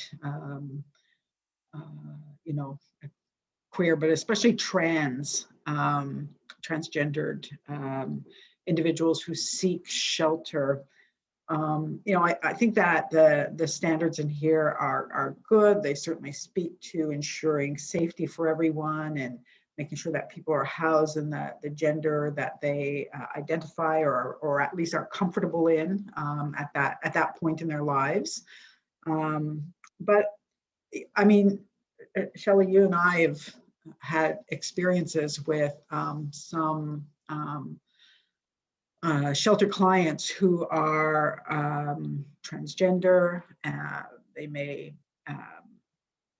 identify, they may as female, but you know, still can look male. I mean, it can be just going in for lunch sometimes, just for rest can be dangerous. It can be at risk of severe harassment, and you know, because they are everywhere, and so certainly within a shelter system is no different. Do we make provisions for people who might be at real risk to their, you know, of being abused, of being harassed, and even met with some violence, in terms of then directing them to a space that is very separate from the larger shelter population? Thank you, Chair Luloff. Councillor McKenna, in response to your question, we absolutely take those, we take individual circumstances into consideration, and specific to the situation you're describing, you know, if there was a single individual that would be at a significant risk in the single shelter system, we would accommodate them in the hotel system and have routinely done that as long as I've been in housing services. Yeah. Okay. No, I know that you have. We've worked on a couple of cases, but I just wanted to verify that within the standards that we have today, that still wouldn't preclude you from doing that. Absolutely not. We would continue that practice. Okay. And then for Indigenous clients, I just wonder how do you see the referral process happening to ensure that if somebody identifies as Indigenous, that they, you know, I think about an encampment that we had in the downtown where there were many people. I remember going down to talk to a few of the people living in tents, and one individual told me he was Indigenous and waiting to hear from you know, one of the organizations, but he didn't have a phone. He didn't really know who was coming to see him. And I said, do people even know where you are? And I know that can be very difficult in terms of that instability, but what is that process? What does that look like to ensure that, you know, that somebody who is waiting to be served by an Indigenous organization doesn't fall through those cracks? I'm going to ask one of our staff to answer that question. Okay. Thank you, Chair Luloff. Thank you very much for the question. So this was a really important part of the updating the standards, and we did meet with the ACAB, and what is in the standards is actually what has come from those organizations. So it's in terms of providing support and services to Indigenous clients, there's within the standards, there's reference to this in many different areas, but it's within the guiding principles. But the big thing is exactly what you just discussed. It's about those referrals and ensuring that we have a safe environment in which people feel comfortable to self-identify. So within the intake process, which is when someone is coming into the shelter, it's incumbent upon the shelters to ensure that they create an environment that encourages Indigenous self-identification and ask directly, and this was very important from the ACAB when we met with them, ask the question directly if they're First Nations, Inuit, or Métis. Within case management, so within a very short period of time when we are again meeting with the clients or the residents, again looking to create that environment that again creates Indigenous self-identification.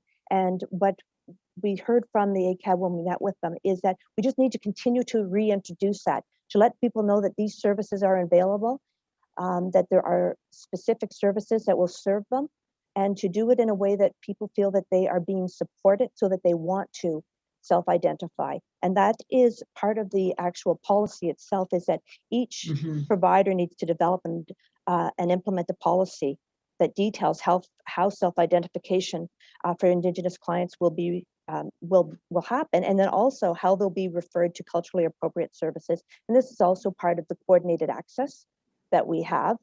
So some of this is already happening, and we're working with the Indigenous community and with Indigenous partners to strengthen this. Thank you very much. No, I appreciate that. Thank you.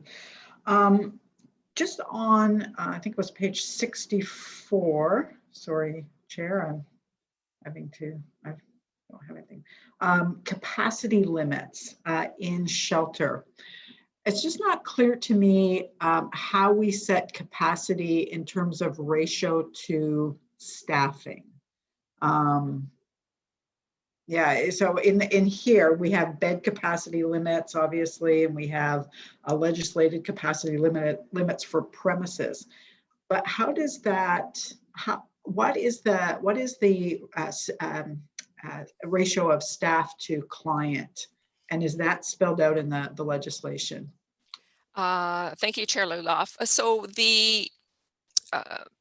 the staff to client ratio is not spelled out in any kind of legislative framework or regulatory framework. We have in the standards that a minimum of 2 staff must be on and awake at all times. I think that it looks to the fact that all of our shelters are different sizes, right? So to put the specific requirements for that staffing ratio in the standards, you would have to say, for if your size X, it's X, and size, B or this, for instance. So what we're going to do moving forward is use our service agreements that are tailored and more unique to the specific provider to identify what the staffing requirements and ratios need to be. So it's not specifically set out in the standards. Besides that, there must be 2 awake at all times. And is that provincial legislation, Shelley, or is it's ours? It's ours. And it's consistent. It's consistent with the literature review we did of other standards, also across, Toronto, Waterloo, London, for instance. Okay. And then last question. I noted that this is in the report that agreements with hotels and motels are not required to adhere to standards. I imagine that also includes Tabor apartments. But instead, our service agreements would cover, I guess, standards for people who are homeless. Can you just walk me through how that would work? So if I'm a resident, or I guess I'm not really a tenant because I don't have any rights, but if I'm living at Tabor Apartments, for example, and I don't feel that the standards are being kept up, which they hadn't been for a long time, I now come back to the city to provide me with the protection that I need as a resident / tenant. Is that Is that how that works? Yes, Chair Luloff. Councillor McKenna, in response to your question, definitely through the hotel motel placement process, should anybody that we have placed there have any issues whatsoever with any aspect of their placement in terms of the services they're receiving, general maintenance and upkeep, we are the conduit with which that particular issue or concern is addressed. So all families are in the hotel motel system are assigned a dedicated caseworker to help them with a number of issues, whether it's housing search, assistance filling of applications, referrals to community resources. So that's also that's the first point of contact. We also have a 24/7 hour line at the Carling Family Shelter, which families are aware of and kept apprised of.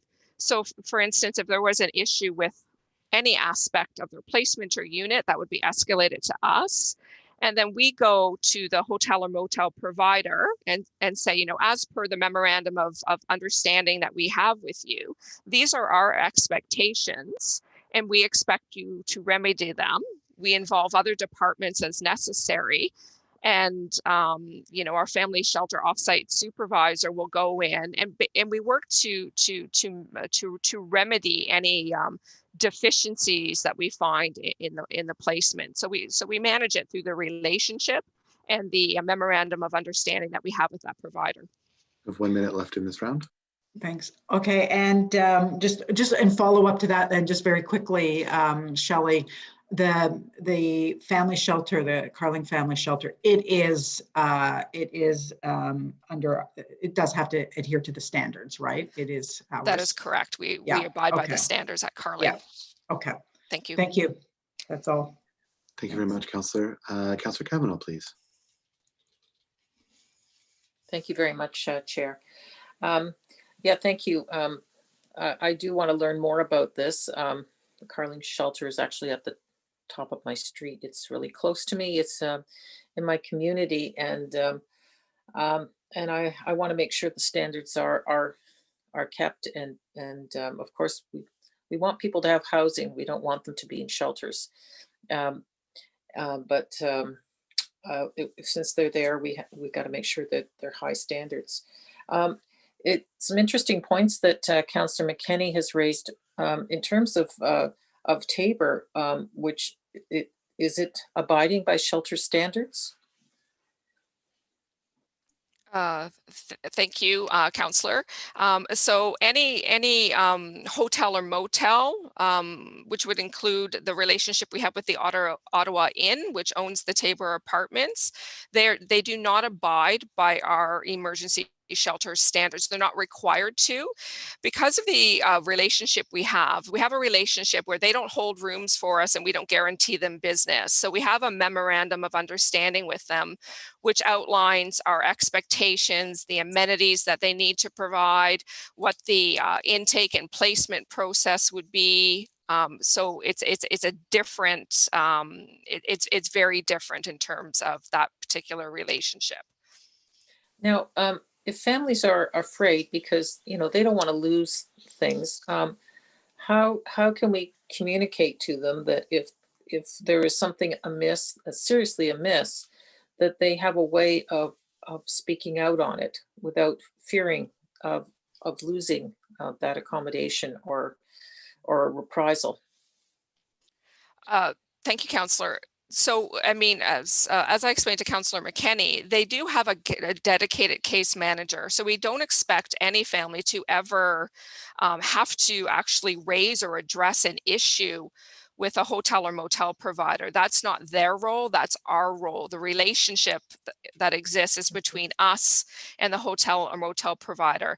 So families are informed of that at the time of placement. They know who that person is to be able to escalate their concerns to. So it's really an added level of protection for that particular tenant, because the city is the conduit, or not tenant, I'm sorry, for that person that's been placed there temporarily. The city is the conduit through which the relationship is managed, and anything that's wrong with the placement is remedied. Okay, because clearly we've heard that the standards were not followed, so there's still, so how often are case managers are at shelters, at the non-city shelters? It's been a little bit different, Counselor, through COVID. Just we haven't been doing as much face to face, but certainly we do have caseworkers that go on site that are meeting with families. Might have to ask my staff at the how often that is occurring. Okay, I know we work closely with your staff because we have. Because I also have motels here as well, and we hear from residents, and they're complaint. Well, they're desperately looking for permanent homes, and hopefully we'll be addressing that. So that's the big concern. In terms of the number of Aboriginal in shelters, it's a delicate issue. We don't want to keep shelters. Shelters are, but yeah, they're necessary, and I appreciate your responses to Councillor McKenney on the sensitivity of the issues of for Aboriginals. But has there been anything looked at in terms of specific shelters for those that of Aboriginal cultures, but which is not a homogeneous? Particularly, it's quite varied, but which would require federal assistance, I would think. Thank you, Chair Luloff. Councillor, we have not looked at building through my tenure at Housing Services, we have not looked to build an Indigenous specific only shelter. I think, to your point, I think our focus is, very much that housing first orientation. How do we, both for families, create quicker transitions to permanent housing? And that's a key action that's on the work plan that we'll be bringing to the joint FEDCO and CPSC meeting. And in the singles shelter also, how do we support, how do we assess, have a by name list, and support people to move into permanent housing with the case management supports they need to be successful over the long term. As much as we have a by name list of individuals who are experiencing, chronic homelessness and have high and moderate acuity, there's many other people in the shelter system that they're there because of poverty. Right? Social assistance rates are, wildly inadequate to be able to have people, even if they've just, they're very, very low needs and they don't require all those wraparound supports, to be able to leave the shelter system and move into housing. So, the province needs to respond on the social assistance side because we don't have enough subsidies on the housing side to be able to provide a housing subsidy for everyone to get into the private market. But absolutely, our focus is on permanently housing individuals and families. Thank you very much. Thank you very much. Councillor Fleury. Merci, Monsieur le Président. J'ai une série de questions au niveau des standards pour les refuges, mais ma première question est au niveau de la revue transitionnelle de logement. Ça s'applique à quel logement? Est-ce qu'on peut clarifier quels sont les logements transitionnels ici? J'aimerais ça qu'on nous identifie c'est quoi un logement traditionnel? Ça semble être un très ancien terme qui était utilisé dans les années 70. Là. Maintenant, c'est beaucoup plus housing first, supportive housing. Puis je me demande comment ça s'applique. Alors, si on pouvait clarifier à quel logement on parle quand on dit transitionnel.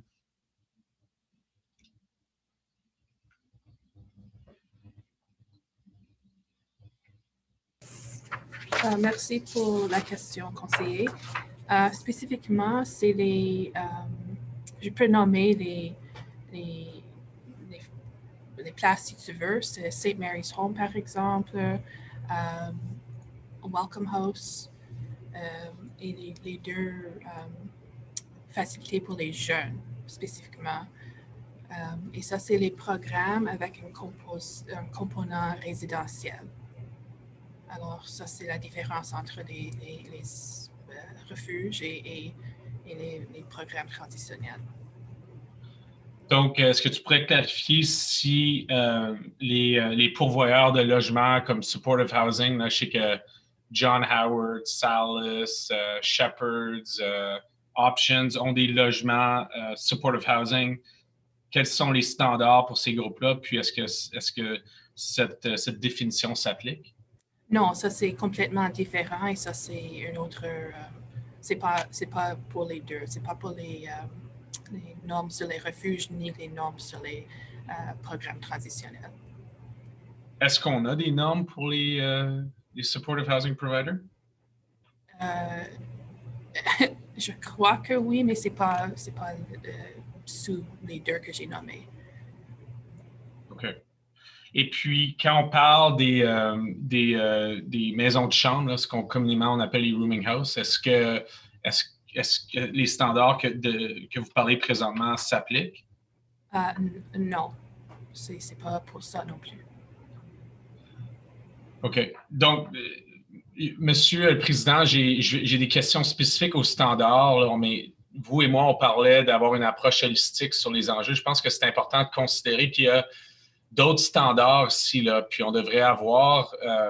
je comprends qu'il y a une révision de standards, il y a beaucoup d'efforts qui ont été faits, je ne veux pas minimiser ces éléments-là, mais je pense que ce serait important d'avoir un espace où on clarifie les différents types de logements et puis les standards qui s'y appliquent pour que ben, premièrement, nous, mais aussi n'importe qui analyse les différents standards puisse faire une comparaison de ce qui est en place. Parce que présentement, il faut sauter dans plein de documents puis connaître où c'est, puis ça. Donc, je me demande si ça pourrait être une direction de demander à ce qu'on mette un document sur les différents standards de logement qui s'appliquent dans le contexte. Je parlais particulièrement de Supportive Housing Provider et les maisons de chambre. Là. Je pense que ce serait pertinent. Je suis d'accord avec ça. Si nos fonctionnaires avaient une opinion ou juste de donner un document avec les standards différents entre les logements différents, est-ce que c'est correct?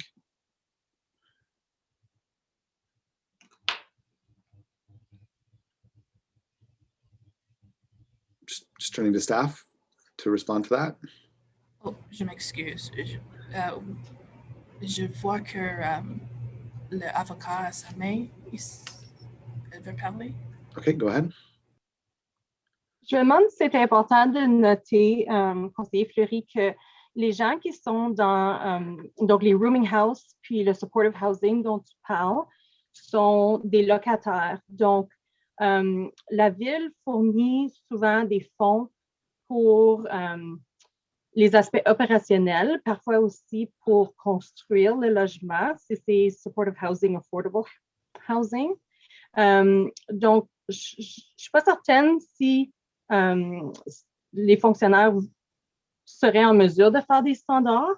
Par contre, j'aimerais aussi clarifier aussi que le logement traditionnel, c'est plus comme l'intérimaire entre quelqu'un qui se présente pour un hébergement d'urgence, mais qui n'est pas encore prêt à transitionner envers un logement permanent.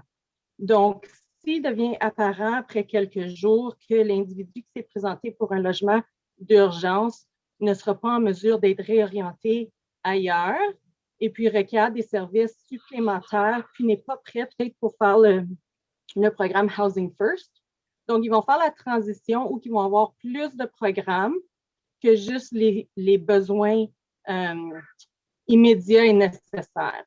Donc, le Transitional Housing, le logement transitionnel, et l'intention est que les gens ont besoin plus de temps avant de pouvoir aller au logement permanent ou de recevoir leur subvention s'ils sont sur la liste d'attente puis ils reçoivent une priorité. Donc, tout le monde qui se présente au refuge pour un besoin immédiat peut qualifier pour le service.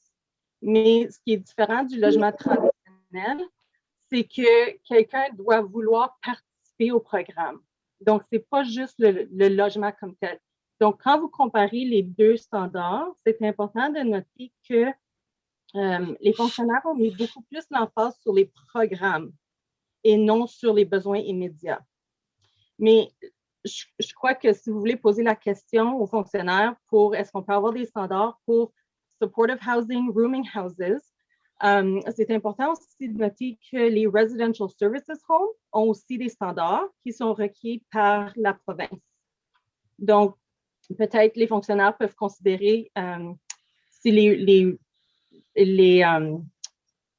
residential services homes, si ces standards-là pourraient s'appliquer pour les fonds qu'on donne pour les opérations dans les supportive housing et les rooming houses. Est-ce que ça l'aide à clarifier? Oui, M. le Président, moi je suis dans le passé, là, moi, je ne suis pas en faveur des transitional housing.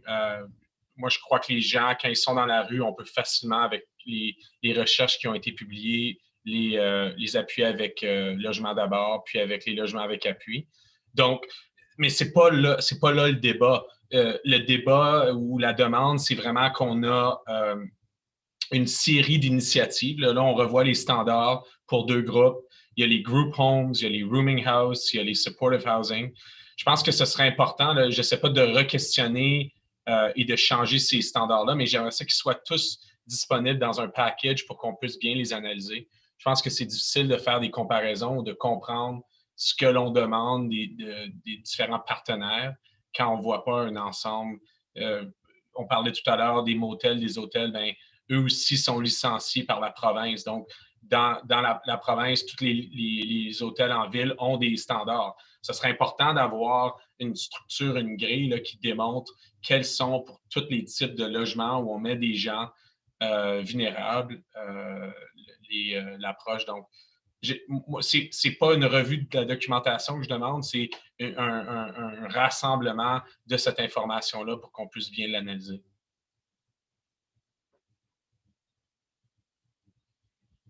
Donc, Monsieur le Président, je reviens à vous. Est-ce que ça peut être une direction qu'on donne à l'administration?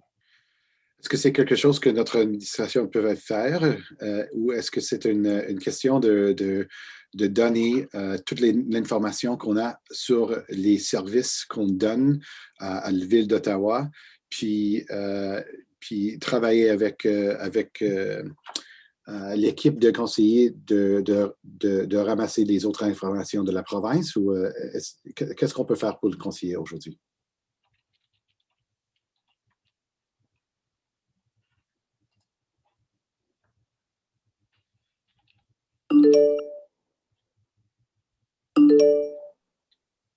Monsieur le Président, si vous me permettez, peut-être je peux aider à la réponse dans le sens de ce qui est sous notre contrôle. Je crois que les fonctionnaires pourraient présenter une grille qui indique tous les sortes de logements dont on participe,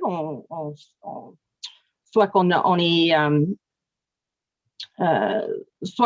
fournit des fonds ou qu'on est impliqué d'une façon ou d'une autre, puis on pourrait préparer une grille qui présente soit la législation qui est applicable ou les standards qu'on aurait développés nous-mêmes à la Ville parce qu'on est impliqué dans les affaires de ce logement-là. Parfait. Parfait. Juste pour les summariser à nouveau, j'aimerais ça qu'on mette une grille où on a les 2 standards qui sont devant nous, qu'on y ajoute les hôtels, les motels, qu'on ajoute les group homes, qu'on ajoute les rooming houses, puis qu'on ajoute les supportive housing standards aussi. Si on peut faire, je pense j'en ai compté 6 ou 7. Si on peut les mettre dans une grille, ce serait apprécié. Puis je réalise qu'il y a différents actes, là, puis différentes responsabilités. Donc, c'est pas là où j'essaie pas de changer les standards, j'essaie juste de les comprendre. Donc, j'apprécierais cette information. Thank you very much. Merci beaucoup. Mr. Chair, I do have a number of questions on the standards, but I can come back on the list if my time's up. Your time is up for right now, but do we have any further committee members with questions on this report? No? Okay, go ahead, Councillor Fleury. Okay, I'll try to be brief, just focusing on the standards. So I don't know who's answering. I think it's Shelley that's been answering, and I want to thank Deanna and Kale and Marion for their time in going in details over the standards. Shelley, there's been a reviewed approach to shelter spaces for a number of reasons, but let's narrow into the period, which is COVID. which has created a new capacity limit. A lot of the shelters are repurposing with funds to ensure proper distancing. Can you just give us an update how that's influenced the review here and how that was factored into the latest capacity limits?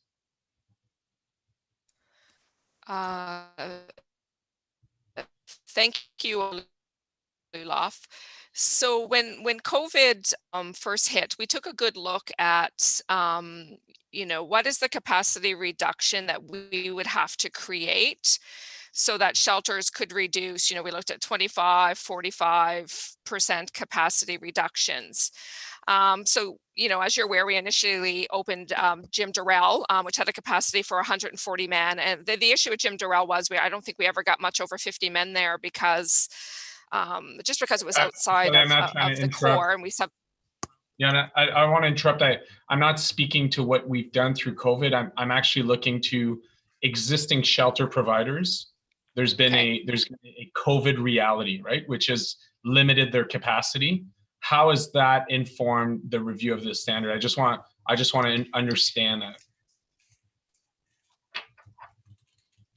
So the reduction in the capacity hasn't influenced the review of the standards per se. The reduction in their capacity, we've mitigated that, as you are aware, through temporary measures. But we did go back and relook at the standards through that COVID lens with Ottawa Public Health to make sure that we could safely continue to deliver services within the shelter environment. And as you're also aware, there's also, we've been managing, outbreaks in the different emergency shelters. So I'm not quite sure if that answers your question, Councillor. Yeah, no, it's certainly a piece of it. In terms of programming spaces, is there anything that's spelt out in the shelter standard for example, like it's food and bed, right? So in the food segment, to be able to consume food, you need a proper, table and seat and so on. So can you speak to maybe the programming or programming space requirements?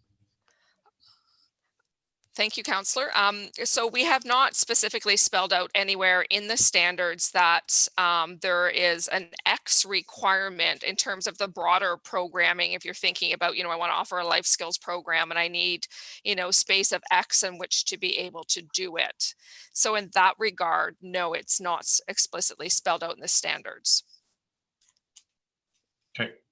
There is, over the years, I've had a number of complaints from shelter residents who've highlighted that the services are paid by the city, but they're Francophone and can't get services in French. So as part of these standards, what's changed to address our expectation relating to Francophone services in city-funded programs? Thank you, Chair Luloff. Council, in response to your question, we have a requirement with the province that the funding we provide to partner agencies, that services need to be provided in both official languages. And that is our expectation of the shelters in that regard. So if there is a situation where that's not happening, it would be incumbent that we be it be escalated to us so that we can address it with the shelter provider. I do recognize, and since I came to housing, there's always been concerns or issues with retaining well qualified French speaking staff.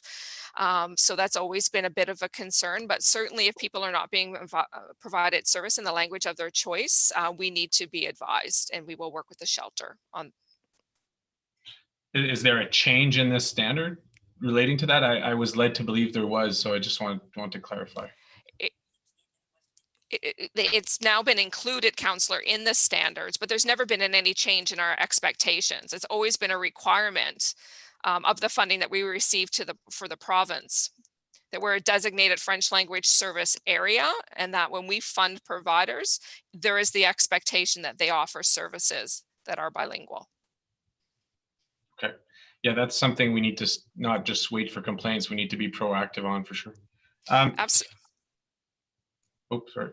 I was just going to say, absolutely. We can connect with them and have that conversation. Okay. city-funded programs are to be neutral in terms of, we talked about the LGBT2S community. We also talked about Indigenous, but I haven't heard about religious. And a lot of the historic organizations have religious roots. I wonder, how is that managed? Because ultimately, if I'm of a certain faith that is not the faith of the organization that offers shelter, I shouldn't be discriminated against or influenced towards a particular faith organization. Thank you, Chair Luloff. Councillor, that's also very important to us here at the city, and we have intentionally put it in multiple spots in the standards that providers cannot require any people to participate in any sort of religious programming, and also on the client side that they are not expected to participate in any sort of religious programming, and that people cannot be discriminated against on the basis of, you know, all of those different aspects under the Human Rights Code, you know, language, ethnicity, race, etc. So we do take that very seriously. I think one of the issues is we don't fund all services that happen in a building. We fund some of the primary services, but we can't control, for instance, if there's a program that's funded by the Ministry of Health and Long-Term Care, and there may be a spiritual component, or if somebody doesn't want to participate in a spiritual component, a quiet activity or a meditation type activity on their own. But the services that we fund, that we have direct control over, are not to require any participation in religious programming, and we will address again any concerns that are escalated to us in that regard, and we'll also speak with providers as we roll out and implement all components of the standards around anything that they currently do that may be a practice that could be construed as that type of religious component.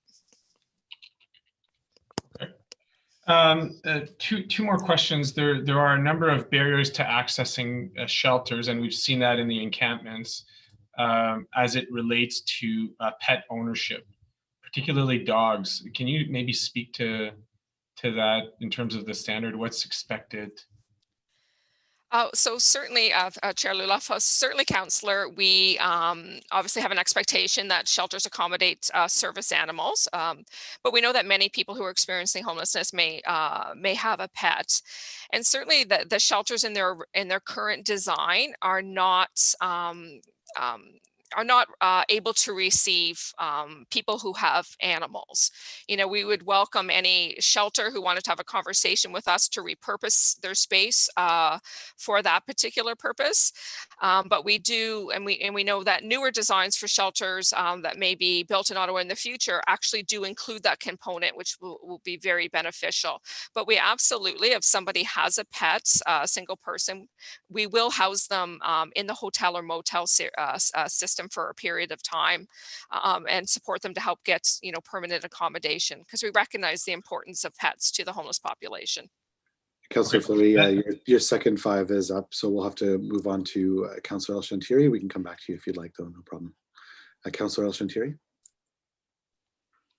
Thank you, Mr. Chair, and thank you, Shally, for all your hard work. I heard you more than once. You mentioned religious. Where's our role in this? Like, I like to understand, because obviously clear under the Canadian human right, people are allowed to practice the religious, whatever the religious is. What do you mean by saying we don't? Like, I need you to clarify this for me, please. Thank you, Councillor. In response to your question, we don't want, so certainly we can recognize that many of our current shelters, come from a faith orientation and have been there long before the kind of the modern social service net that we see today existed, providing services, to people who are in crisis and need. But organizations have evolved over the years. These are very professional organizations, but they still may have a faith component to their organization. What we're saying is, and when we fund that service, we don't want somebody who may be of a different religion to feel that they have to participate in any sort of programming that may occur in that shelter, for instance, chapel or a meal before a prayer before a meal, for instance. We want to make sure that people are free to practice their own religious expression and that they do not, have to participate in anything that may be happening in a shelter environment. Okay, because I was the reason I asked that question. Now I understand what you mean by it, but sometimes we need to understand more than just the religious. It's also is the culture. So when you have a family or large family of certain faith who like to cook differently, who like to buy their grocery, whether halal or other kosher or other religious. I want to make sure we understand there's sometimes more than just religious. It's also is a cultural thing. And quite honestly, I volunteer quite a bit in a mission or in shelters, and sometimes they do the prayer before the meal, and I don't think that's offensive to anybody, if you ask me. But I know what you're saying now. At least you explained it. Thank you so much. Thank you, Mr. Chair. Thank you very much, Councillor El-Samtiri. Back to you, Councillor Fleury. Thank you, Mr. Chair. And this is my final two questions here. In the agreement, I believe it is under section 3.5 of, there's a governance piece. It speaks to local board. I certainly favor local boards. It allows neighbors to join and volunteer on local boards. It allows context between a particular organization and its neighborhood. So can you maybe speak to that particular requirement and what's expected? And then I have a quick follow-up on that. Thank you, Councillor. Could you tell me the page that you're referencing? When I took the note, it was section 3.5 on the about governance.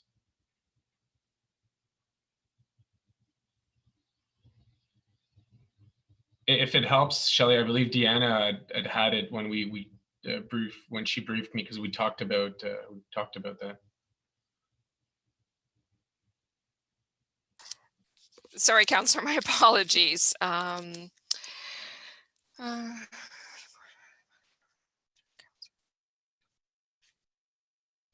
So the section to governance, as I read, are governed by a duly constituted board of directors, which some of our shelter providers have, or other legally binding government structures, such as a governing council. I think, for instance, that might be the Salvation Army, and are required to operate in accordance with applicable governing legislation. So the shelters are to provide us with annual reports and minutes from their AGMs.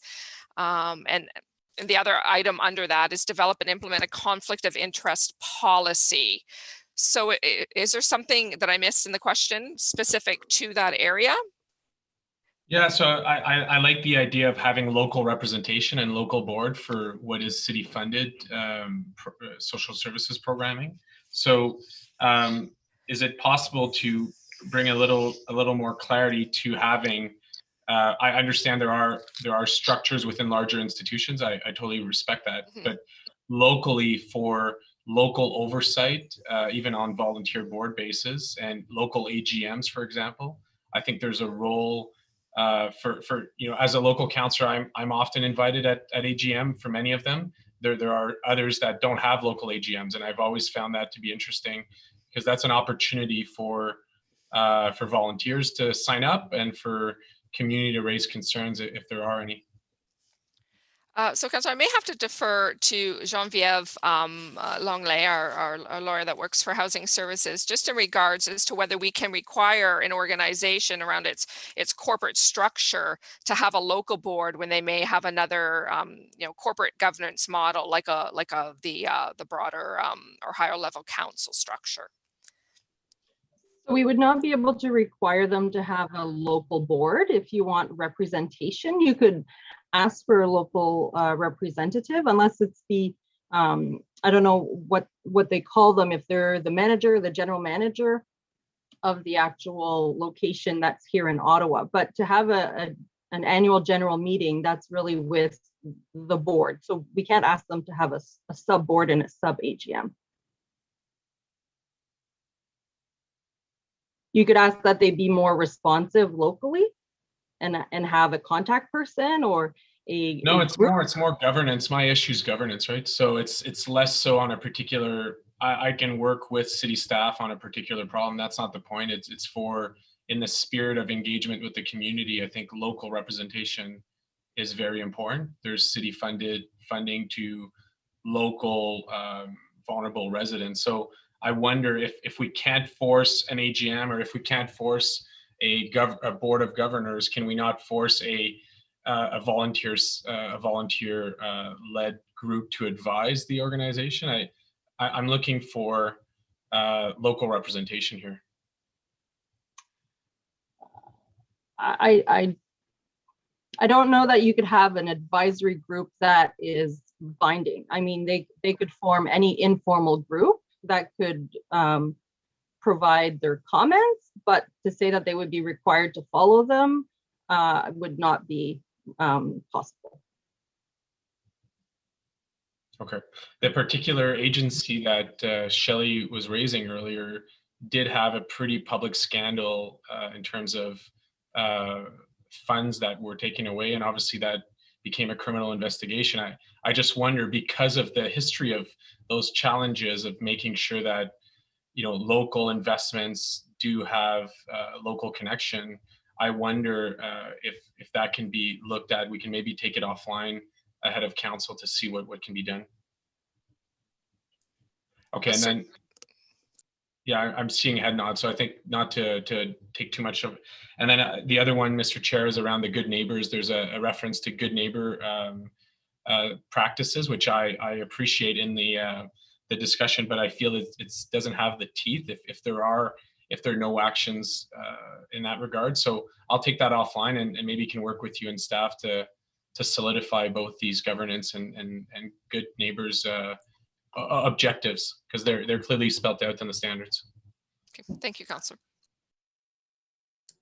Thank you very much. Is this report carried? Carried. Carried. Okay, thank you very much, everyone. We're moving on to our second last item, long-term care services, accountability agreements with the Champlain Local Health Integration Network. This is the Committee and Community and Protective Services Committee approved the 2021 declarations of compliance that are required under the 2019 to 2022 Long-Term Care Home Service Accountability Agreement. We don't have any delegations on this topic, but I do believe that there were some questions to staff, so we can move on to questions to staff. I believe Councillor Kavanaugh had a question. Yeah, go ahead, Councillor. Yes, thank you. I see that the reasoning for a delay, it's unfortunate because this has been something we've been waiting for a long time. I've met with with this group before that has brought this forward, and they've done excellent work on the whole butterfly model and bringing it to the city of Ottawa. This is actually very good timing in terms of where we do need to do a rethink of our long-term care. And I just want to ask staff about are we ready to take this on and what it would look like. Thank you.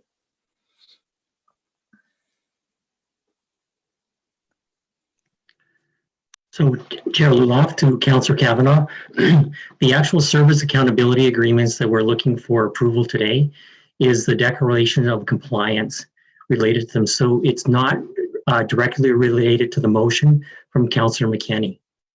I think that's going to be a separate discussion that we will have around transforming long-term care. But the accountability agreements are really validation that we're compliant with the service accountability agreements with the local health integration network. You might be referencing the wrong item, Councillor. Sorry about that. I thought they were tied together. Okay. All right. Thank you. Okay. Do we have any further questions to staff on the accountability agreements? Seeing none, is this carried? Carried. Okay.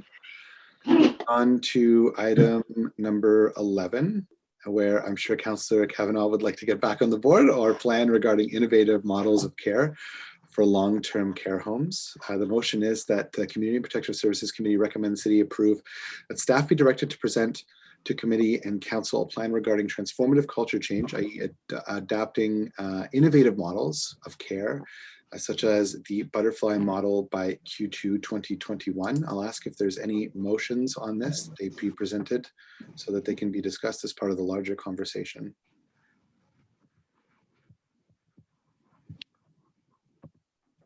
Mr. Chair, there's the motion that I had already introduced. If you want me to put that on the table again.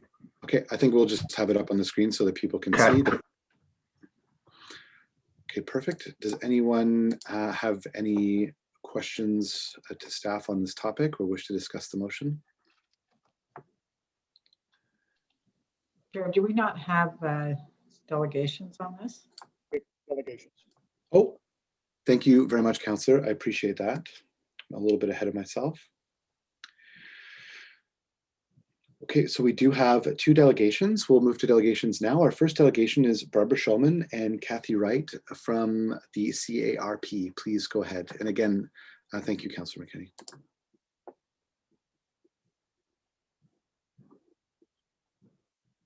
Barbara and Kathy, are you with us?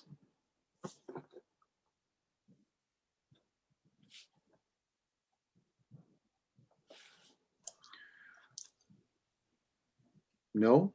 Kathy is supposed to be presenting, and I know she was online. I don't know if she's been disconnected unexpectedly.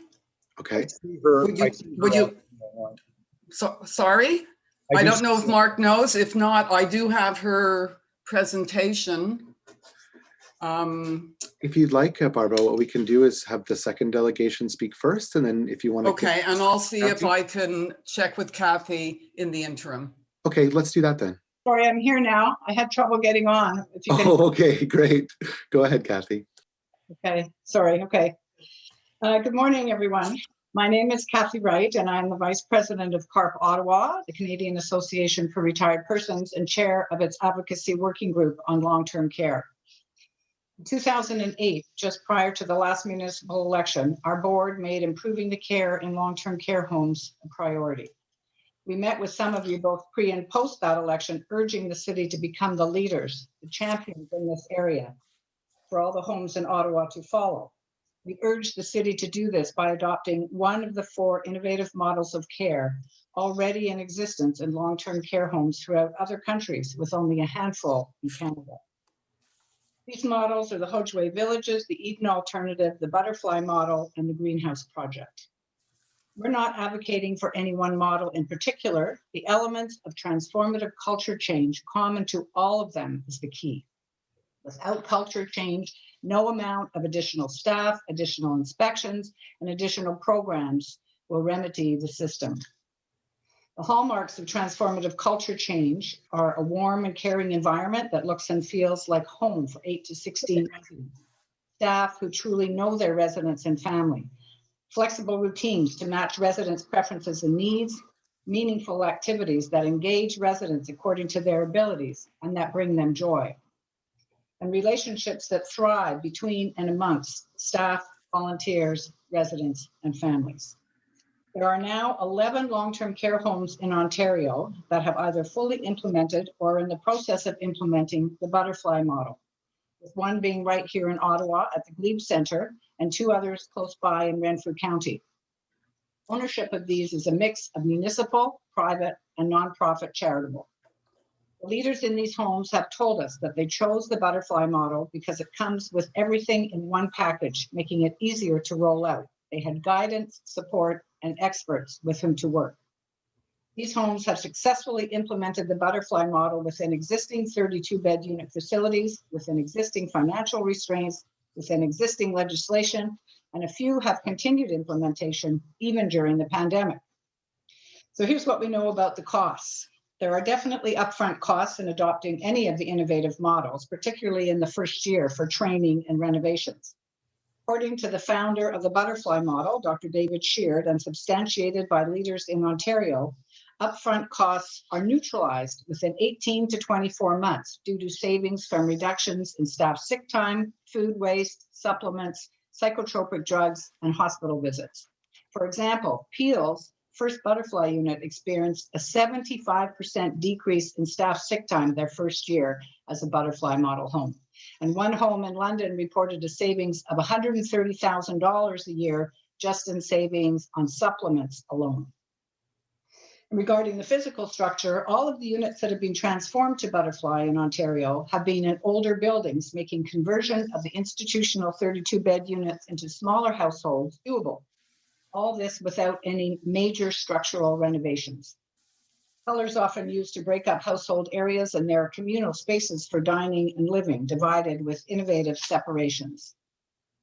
And the relevance to COVID, staff are a part of the team dedicated to only one of the smaller households and do not move to different units or to different homes. So this helps to prevent and contain the spread of any infectious disease. Reports have shown they have fared much better during the pandemic, having fewer resident cases and fewer deaths. In fact, one behavior support unit in transition to a Butterfly in a municipal home in Mississauga reported 0 resident cases of COVID and 0 deaths as of January 2021. So in conclusion, nobody would argue that Ontario's long-term care home system is broken. This has been made clear as the pandemic has exposed and continues to expose all the inherent weaknesses in the system with devastating results. And nobody would argue that it has been broken for the past 4 decades. That's also very clear. We now have a wonderful window of opportunity when awareness is high, awareness that we need a new way of doing things, a sea change, a transformative culture change. No more studies are needed. We know it can be done because others in our province have already done it. And in just a couple of years, they have seen better outcomes, both pre and post-COVID, than our traditional institutional homes. 1 minute. Sorry, is that 1 minute? Yes. Okay, so we don't need to reinvent the wheel or to start from scratch. We know this is a huge undertaking. It cannot be done overnight or even in 1 year. Most homes have started with just 1 unit and then moved on until the one was fully implemented after a year in operation. Bringing transformative culture change to the city's long-term care home would in fact be the strategy. That is exactly what is needed to improve the quality of life for all residents and not just those with dementia. As we did in 2018, we asked city staff and councillors to become champions for the residents, families, and staff by implementing one of the innovative models as its long-term care home strategy. There has never been a time more than now when action is imperative. Thank you. Thank you very much, Kathy and Barbara, for your advocacy on this. We have a question from Councillor McKinney. Thank you, Chair. Thank you, Kathy and Barbara, for coming out. Your presentation was quite detailed, so I don't have questions necessarily on it. We've spoke often about what's required, especially now that we've seen what happens in our long-term care homes. Because we've not, and to be fair, I mean, the city's homes have fared much better than private homes. But we have failed our seniors who end up in long-term care in this province. And we've seen that play itself out during COVID, but it was there pre-COVID. This just brought it into the public domain for us. Just a couple of quick questions for you. Of the 11 homes that have adopted any type of new innovative dementia care model, they are both, we have examples of both public and private homes. Is that correct? One of them is the 2 ones that have the most units now that have either being implemented or in process. The 2 larger ones, one is the municipality of Peel, so the municipal homes, and the other is a private home called Primacare. And they have 2 accredited Butterfly models at the moment, and they are working on a new one as well. But there are other ones, for instance, Glebe Center here, which is nonprofit charitable. Mm-hmm. And can I just ask you, Primacare, how did they fare through COVID with infections and deaths in their home? They have done just as well as the municipality of Peel homes with their Butterfly homes have fared much better. They've had Okay. way fewer infections and fewer deaths. I don't have the exact numbers, but we could certainly get them to you. Okay, but they have fared better, certainly. Absolutely, yeah. Yeah. I believe those numbers are in, as of October, are in the brief that we sent to all of you, come to think of it, sorry. No, I think it was a separate document, sorry. Okay. Yeah, if you could just send that to me, it'd be helpful to have, but I just wanted to make the point that they did fare better than others, especially the private, which we know had devastating results through COVID and continue to. People This are is losing family members. Sorry, this is a private family-owned home, but they are very passionate. They started working on the butterfly model as the philosophy of care for their homes and for the new builds in 2016. And they, I have to say, they're one of the leaders. They've done some very good work, and they're still going. Excellent. Thank you. That's good to know. And when you talk about a 1 unit at a time approach, what does that mean? Could you just break down what that looks like in taking an average size home, what that rollout looks like, and what I'm most interested, because we have a motion to push off the start time, which I don't see as a friendly emotion. I think that we need to deal with this now. We've been pushing off long-term care for decades, and I think that the time now is to act. But just trying to get a sense from you, and I'll ask Susan when she comes up, because she's actually been through the process. But what does it look like to start? I agree with you. The strategy really is just getting going. We have the models. We know what needs to be done. If you could just walk us through how it all begins, 1 unit at a time. What does that mean?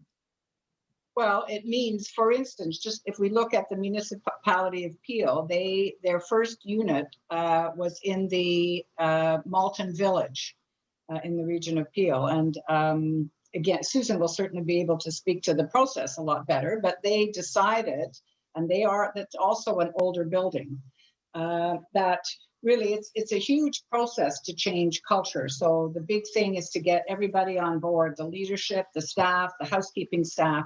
So the key elements are the leadership and certainly the staff, the culture is critical, and then the renovation. So, and what they have said, and I think, so anyway, so to have a manageable chunk, it was, I think my understanding is that they felt that they do 1 unit, because if the butterfly model is the one that's chosen, the program is you have to buy, as all these innovative models, it's you buy a license and you buy that model. It is not a program, it's a model, and you have to go through a year's pilot. So in that year, they would help you. They do audits and they would help you and guide you through what has to be done. So it makes it a lot simpler than trying to do everything yourself when everybody's so busy. It's like hiring a consultant. They are your consultants and they know what has to be done and they guide you through it. So to take one, and that's what they did. They took 1 unit and they went through the whole year, and then they saw the successes, and then that's what made them go to another unit. So by pushing this off to Q4 rather than starting sooner, we would be looking at another almost 2 years before we had something in place that made the care for seniors better in our homes. Is that correct? That would seem correct, and Susan could maybe verify that. Okay. Okay, thank you. Appreciate that. Thank you very much, Councillor. Councillor Kavanagh. Thank you very much, and it's a pleasure to chat with you again. We've met, and I appreciate your advocacy for this, because it's really important. One of my questions is, having gone through COVID, I think it'd be important for people to understand, because the butterfly model talks about training of volunteers and family. How does that work with COVID, since COVID obviously made it very problematic to have those people in homes? which was clearly an extra layer of problems. But can you talk about that?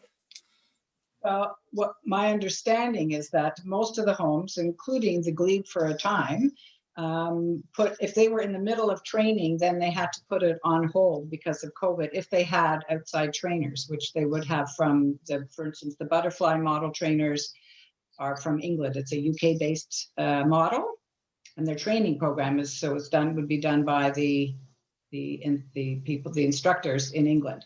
So again, my understanding is certainly from the Glebe that the trainers were here from England and they were partway through and COVID struck, so they had to go home. And so it kind of put things on hold for a bit. So certainly that is for if you're bringing outside people in, that would be very difficult for the training. There may be other ways that other homes are doing the training. I believe at the Malton Village, at the municipality of Peel, the project manager there, she actually at one point went to England and apparently has become a master trainer. So now she's able to do some of the training, I suppose, for her, her group. But again, this is all, I think, Susan would be in a far better position to talk to this because she's lived through it.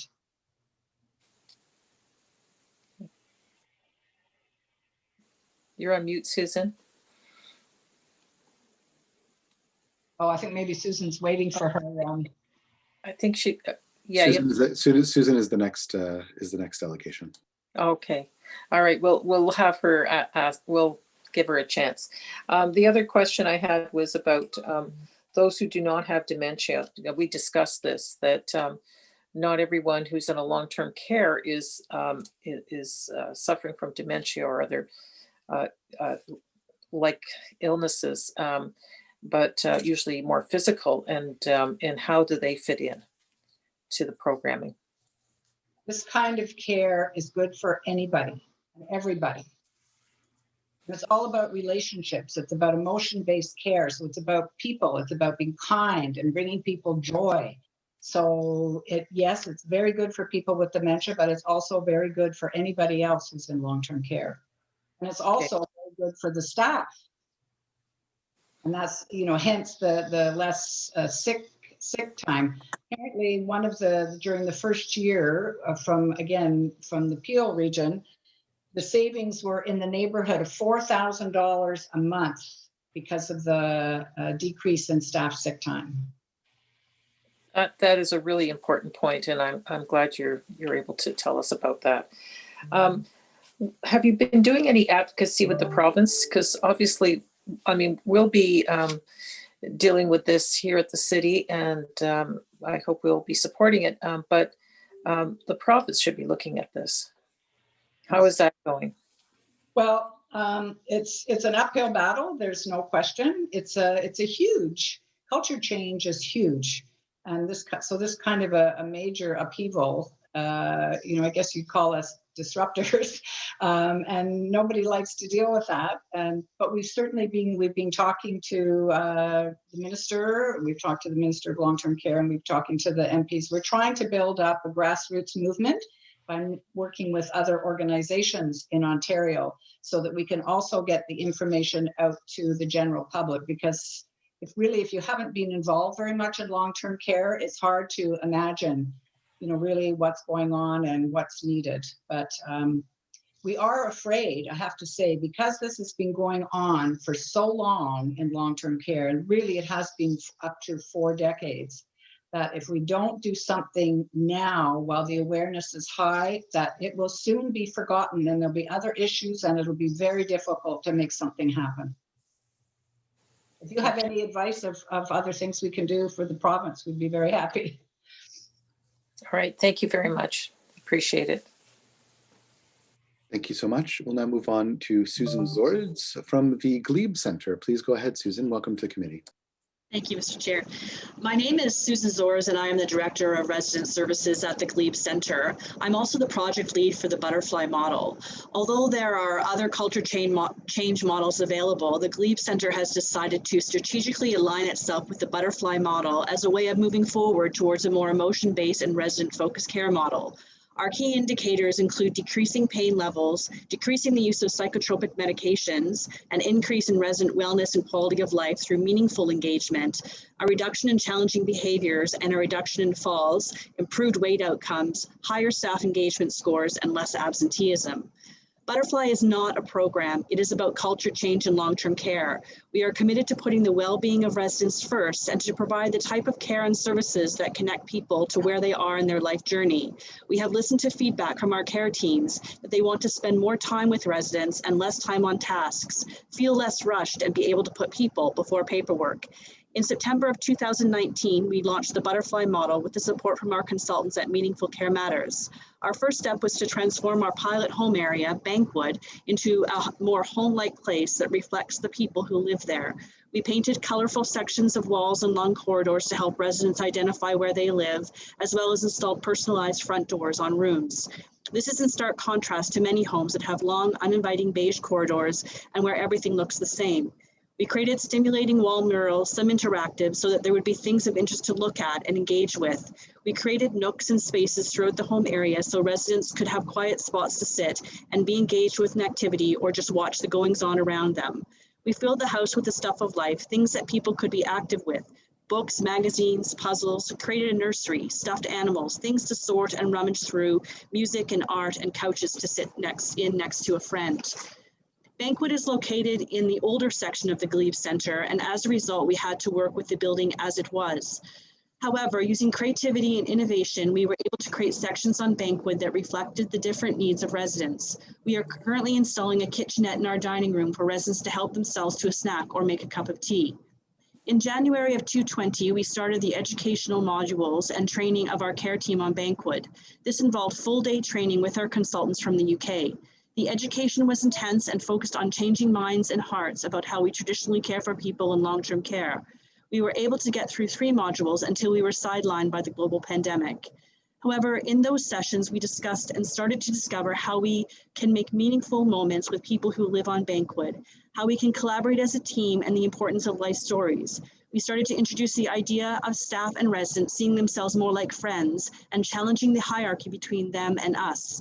We look critically at accepted language that is commonly used in long-term care and without much reflection on its impact, such as "I'm going on break" or "we have 254 beds," and challenged each other to be more aware of how this sounds and the message it sends.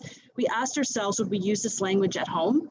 The Bankwood team has had the opportunity to discuss ideas, but also to share concerns, fears, and doubts on how to make the day less about tasks and more about slowing things down and being more flexible in their approach.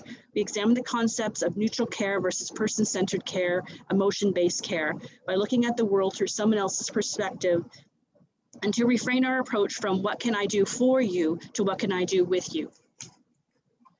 As an organization, we recognize that successful culture change was dependent on the understanding, support, and engagement of staff, families, and leadership. The impact of the pandemic has presented many challenges to our progress. Over the last year, we have had to manage many issues, including the temporary loss of our consultants from Meaningful Care Matters, who are based in the UK. Although we are very much in touch and they are still a great support, the momentum of our culture change movement has been negatively impacted and delayed. As mentioned, we were only able to get through 3 training modules, leaving 5 yet to be completed. However, with the recent vaccine program and what looks like a bright light ahead, we are once again ready to press the restart button. In speaking with our care team and families, it seems there is an appetite for change. This pandemic has highlighted some of the challenges and inadequacies in long-term care, especially in the area of person-centered emotion-based care. I'm pleased to report that to date we have had 0 cases of COVID-19 on Bankwood. Our future approach will be to continue with the education of our care team, the implementation of butterfly ideas and concepts, as well as recognizing that safety around infection control is essential. IPAC and person-centered care must go hand in hand, always remembering and recognizing that we are a home and a family first. Thank you for the opportunity to speak with you today. Thank you very much. Questions or delegations? Councillor McKenney, please go ahead. Thank you, Chair. Thank you, Susan, for that presentation. Couldn't help think while you were describing the changes that you made and the emotional-based support, how wonderful it would be if, with obviously some modification, we could extend that into our shelters and other congregate care settings. And treat everyone with the dignity and respect and comfort that we all like to live with, and we all like our kids and our parents and people that we care about. So thank you for the way that you presented that. What was the cost to your organization to implement the culture change? I know it's ongoing, but if you could just give us an idea of what that looked like. The cost up front was $100,000 plus travel costs to get our consultants back and forth. Their hotel stay, their food, that sort of thing.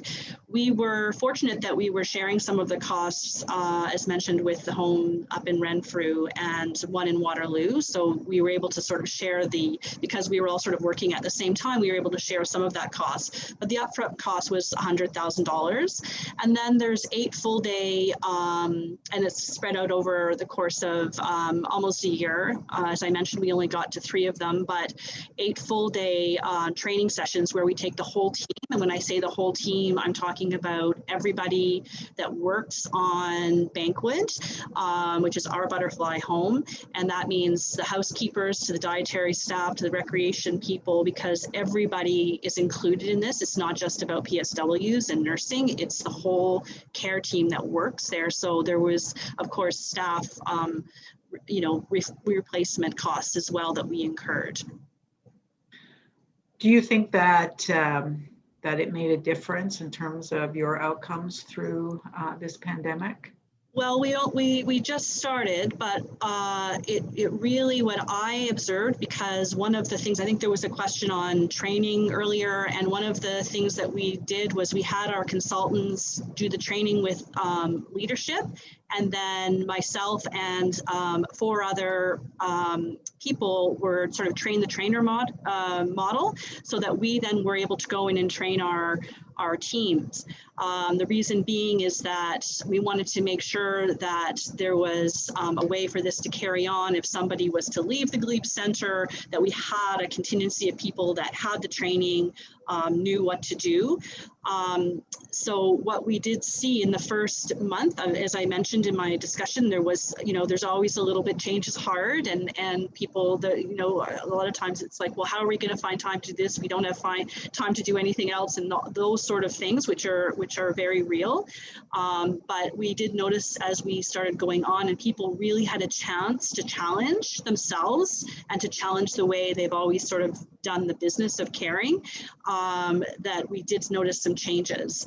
And I can give you an example of one that comes to mind just off the top of my head, and that was one of the things with the butterfly model is to get rid of uniforms, because it's a home and we don't wear uniforms in our home.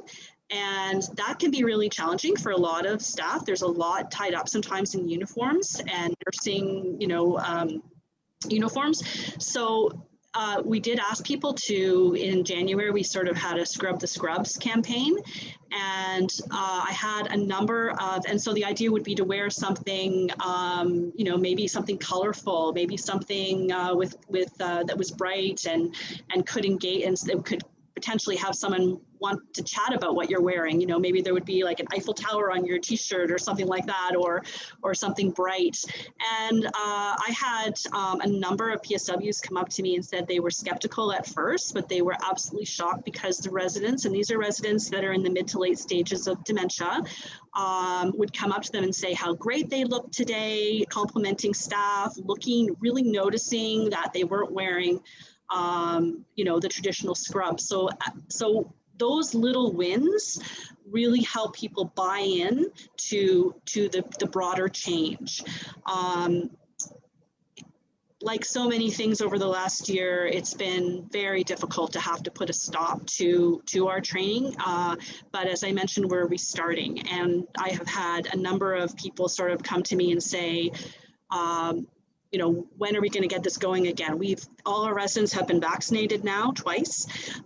We have a huge percentage of our staff and our essential visitors and volunteers, the ones that we still have, vaccinated. So we feel we're in a very good position. We're doing rapid testing in our home, as you know. So we feel we're in a very good position right now to sort of start getting things going, looking at what is it that we can do. Obviously, we can't do the communal dining aspect of the program, but there's a lot of things we can do. And what I can tell you is another big thing is we have seen our behaviors of residents escalate substantially, which of course is a huge concern for us. Yeah, of course. Thank you for that. It just, you know, it does strike me that, you know, we're dealing with the public health crisis of our lifetime. And at the same time, and in Ontario, outside of warehouses and factories in the, you know, Toronto Peel region, in the rest of the province, it is slamming our long-term care homes. That is where the numbers are. That is where we are going to be indicted on for our failure. So it just strikes me that, you know, on the one hand, we have the public health crisis of our lifetime. On the other hand, we have, I wouldn't even say a partial solution. We have a solution to addressing that public health crisis. We have a solution to not just making their lives better, not just doing the right thing for seniors' day-to-day living, which we need to do, but actually addressing that public health crisis. So I appreciate you coming out, and I appreciate the work that you've done in your home, Susan. And if I could also add, I was thinking this today that we also at the Glebe Center have a partnership with Algonquin College. We have a PSW living classroom, which we were just starting in January. And well, you know what happened then. Unfortunately, we got sidelined with that as well. Although we still have a very strong relationship with Algonquin, and we hope maybe next January we'll get it back on track. But I think that person-centered emotion-based care needs to be a huge part of the curriculum at all levels, PSW, nursing, because you know, people coming into this environment need to be, you know, butterflies, if you will, when they arrive here. And I think that's another area that really needs to be addressed. What kind of training are we giving people? Because certainly we know that this is an environment people want to work in, and when they're in these sort of culture change movements, they feel like they're part of something really special. Thank you. Thanks for coming out today. I appreciate it. You're welcome. Thank you so much, Councillor McKenney. Councillor Meehan. Thank you, Chair. I have to say that this model, any transformative model, can't come soon enough. I'm thrilled to think that we are on the cusp of, you know, besides the Glebe Center, introducing us to some of our long-term care homes. Susan, one of the challenges, though, I think is consistency in care. And one of the challenges that I think we have seen is the inability for our PSWs and even our nurses to have a consistent full-time job in one location. So how did you address that? Because we want to have the same people coming in. We don't want to have people running out part-time and running out to another location. How did you address that? And what kind of recommendations could you make for us to, you know, hopefully make this this job, I guess, to be better paid and to take it more seriously? Well, one of the things we initially did prior to COVID was we did have short shifts, and we recognized to make this work, we needed to basically get rid of all the short shifts and create as many full-time opportunities, so we would have the same care teams rotating throughout the 2-week cycle that they're there. And we did this, we did it on a few other home areas as well, and it worked very successfully. After COVID, we sort of got out ahead of the curve, and we actually stopped people from working into homes. We did lose a lot of staff that way, but we felt it was a very important measure to keep our home as safe as possible, and it did us well. Since then, we actually, believe it or not, and we offered everybody full-time positions. positions, even if they were part-time, full-time positions. And right now, I believe our staffing, we are actually overstaffed right now with PSWs, which is unheard of ever. But we're just in a good place right now. So I don't want to say too much and jeopardize that, but we're in a good place. But I think a lot of it is, you do need to have consistency in staff. I have my own thoughts on, we are a not-for-profit charitable home, so our staff is not paid competitively with city homes, and I'm not quite sure why that is the case for the same type of job, but that's for others to figure out. But certainly, we shouldn't be competing with each other for a qualified staff. And I'm not just talking PSWs, but recreation staff, housekeeping staff, dietary staff. They're all valuable. They're all part of the team, and they all have a huge amount to contribute. And as an industry, we shouldn't be competing against other. We're in a caring field. We're dealing with people, and but right now we're doing okay. Can I ask you why you had so many part-timers? I would assume that PSWs would prefer to have a full-time job and not be, like, my mother's in a place and the caregivers were traveling, some of them by bus, to another end of the city to take another job because they weren't, a full-time job wasn't available to them in that home. Was that the case at Glebe Center? Like, why did you have the part-time positions? We have part-time positions because that's what we can afford to do prior to COVID, but after, when COVID hit, we basically said what you're only allowed to work in one home, and then of course the province did that a few weeks later. We were about 3 weeks before that, and so people had a choice to either stay with us or go, and because many people work in other homes, as you're aware, many people work for the city of Ottawa. So we had some people working for the Pearly, and they make more money, and so people have to pay their bills, so they decided they would go there. So that's where we lost a lot of people, but we increased our hours to full-time for those that stayed. Okay, so they did see a wage boost, the people who stayed to work full-time? No, there was no wage boost. Okay. We just gave them, we made sure they had full-time hours. Okay, so that's very attractive to them. Okay. Yes, okay. Yeah. So there was no upfront operational increase for your, okay. Not for us. Okay, that's interesting. Okay, and let's hope that other homes see the same thing. Thank you so much. I appreciate it. You're welcome. Thank you very much, Councillor Meehan. Proceeding to questions to staff. Does anyone have questions to staff?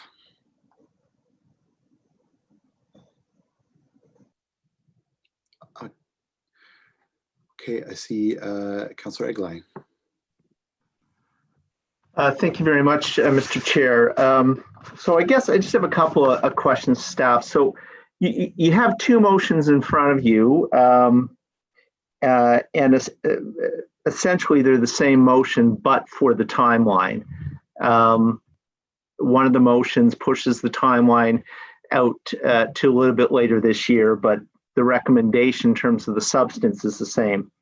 Do you have any quarrel whatsoever with Councillor McKenney's motion other than the time allotted to do the job? Mr. Lett. So Chair Luloff, to Councillor Egline, we don't have an issue with the request. The challenge that we're facing today is that we're in an environment where we're dealing with outbreaks coming in and out of the homes. We're not sure what the outcome of the commission will be. We know that there's been a number of recommendations in the first release. So we're concerned with what is going to be our obligation from a financial perspective and from a resource perspective based on the commission and the mandate from the province to move forward on that. So there's a concern for us that there's some unknowns. We are committed, and we agree with what's being discussed today, that we want to engage in transforming the care in our long-term care homes, and we want to make it happen. It's just the timing right now for us to put forward a plan without knowing where the government is in terms of the 4 hours of care that they've committed to, what's going to come out of the commission and what our requirements are going to be. It's kind of putting the cart before the horse in terms of putting forward a plan to determine what the costs are. And I will highlight that often when the government comes out with a change in long-term care, because of our collective agreement, because of our wages, we often have to subsidize that in order to implement whatever that recommendation is. So again, there's an unknown variable here. I do want you to know as well that prior to COVID, we were already moving forward with transforming the care in our long-term care home. We had conversations with the Dementia Care Matters. We looked at the costing, what the ratios are. There is a financial cost associated to this. We looked at implementing it in one of our homes and increasing the staffing levels. We've already started to move forward on the environment where we can. We are restricted in our physical environments in terms of the size of our units to meet the 12 bed, the smaller bed units. So there's significant investment, and in many cases we wouldn't be able to do that smaller model. But we have painted our units. We've added, murals to the units. We were moving forward with. We developed within our long-term care homes a group across 4 homes that were committed to developing a dementia care strategy for long-term care. Everything had to get put on hold when we went into 2020. We are part of the Transforming Long-Term Care Work Group in Ottawa, and we're committed to working with that group and moving forward with best practices. We're also looking at, what we're talking about today and what you've heard is small units in homes where they're putting in the butterfly model or our innovative dementia care models. We want to look at equity across our homes. We have 75% of our residents of 717 that have some form of dementia. So we want to make sure that we're equitable in providing those services across the homes and not just a unit on one of our homes, but making sure that we're providing that to all of our residents. We've also brought in things like music memory programs, and we've done at Carl Lodge, we've done a dance program with our residents. So we are looking at a lot of creative things that enhance the overall well-being and person-centered care for our residents. And again, I want to reiterate that we are committed. We want to make this happen. The timing right now is very difficult. Our teams are working, under incredible pressures today. Our directives change almost on a weekly basis from the government. We now have to move forward with testing our staff 3 times a week when we're doing it once a week. We're also going to be having to test our designated caregivers coming into the homes. So what we're asking for today is to delay the deliverable in coming forward with a dementia care strategy for long-term care. Our team wants to do this. We're engaged in it. We want to make sure that we're doing everything we can to support the quality of life for our residents. It's just that the timing right now makes it difficult for us to be moving forward on this. I do want to share with you that the City of Toronto went through a similar process, and they were asked to come forward with their strategy without adding additional resources. And what they've looked at is they took a 30-bed unit and said if they were to move forward on it, it would cost them approximately $1.3 million to move forward on that 30-bed unit. In that it's $802,000 a year to maintain that unit on a go-forward basis. So again, I want to just highlight that the number of residents that we have with dementia, in order to be able to serve that clientele, we need to find a creative, innovative way to make sure that we're providing those services across our long-term care home to all of our residents. So thank you for that, Mr. Lett. And we heard from one of the delegations, it cost $100,000 plus some hotel and meal fees. But I think what you just said to us is if we were going to implement something like this in Ottawa, it would across our network of homes, if you will, that it would cost quite a bit more than that. Yes, Councillor Eglai, it would, based on the information from Dementia Care Matters and the conversations, they're talking about a 1-to-5 ratio. Now, it's not just nursing staff, it includes your recreation, your housekeeping, your food service staff, but it would definitely mean an increase in our staffing levels to deliver the model that's being discussed today. And Mr. Lett, can you remind us all, you've referred to the commission several times and the government recommendations that may come out about what we're required to do, and I suspect may very well also speak to available funding as well. When is that expected to be released? So the commission is expected to release the report on April 30th. And then from there, the government would then review that and determine what the recommendations they're going to be implementing. I think we're definitely going to see training around IPAC. We're going to see enhanced training in general across the sector. I anticipate that the commission will support the 4 hours of care. Being a municipal home or municipal homes, I'm not sure what our piece of the pie will be. We already staff higher than what you see in the for-profits. So will we be getting, a portion of that pie that's higher than what we're getting today? Or will they be dividing that across the long-term care sector? So again, there's a lot of unknown variables in order to come forward with what this cost could look like. And as I said earlier, we pay a higher wage than what you're going to see in the not-for-profits and the for-profits.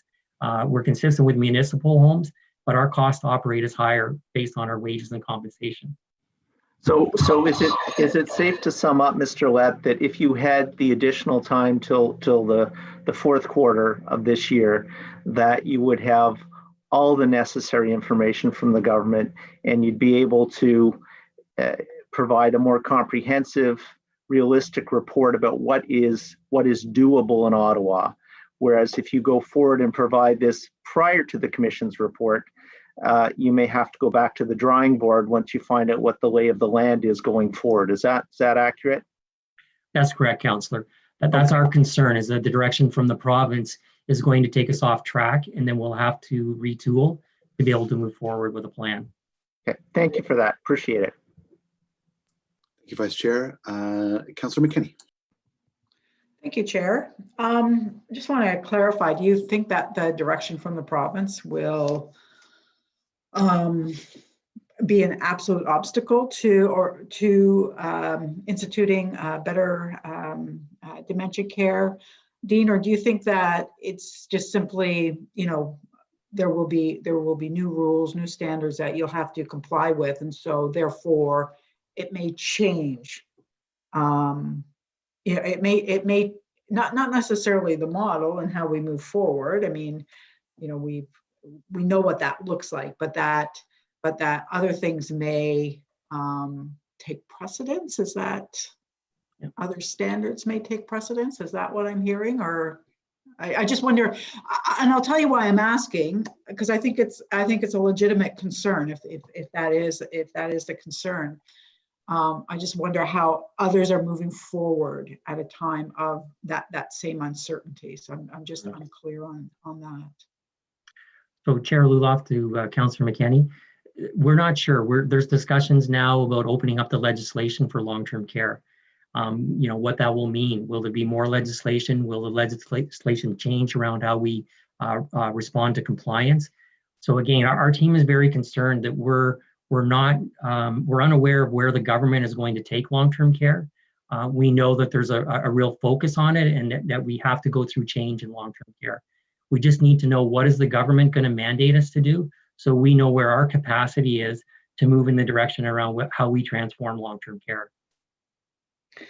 And I know that you pointed out that the cost would be, I think you had said about 1.3 million for 30-bed unit, but if and when you do come forward, depending on the outcome of today, you will have to take into account the savings that other care homes have seen. Is that correct? I mean, we've heard that from, I think we have evidence from all of them that the savings actually outweighed the upfront costs.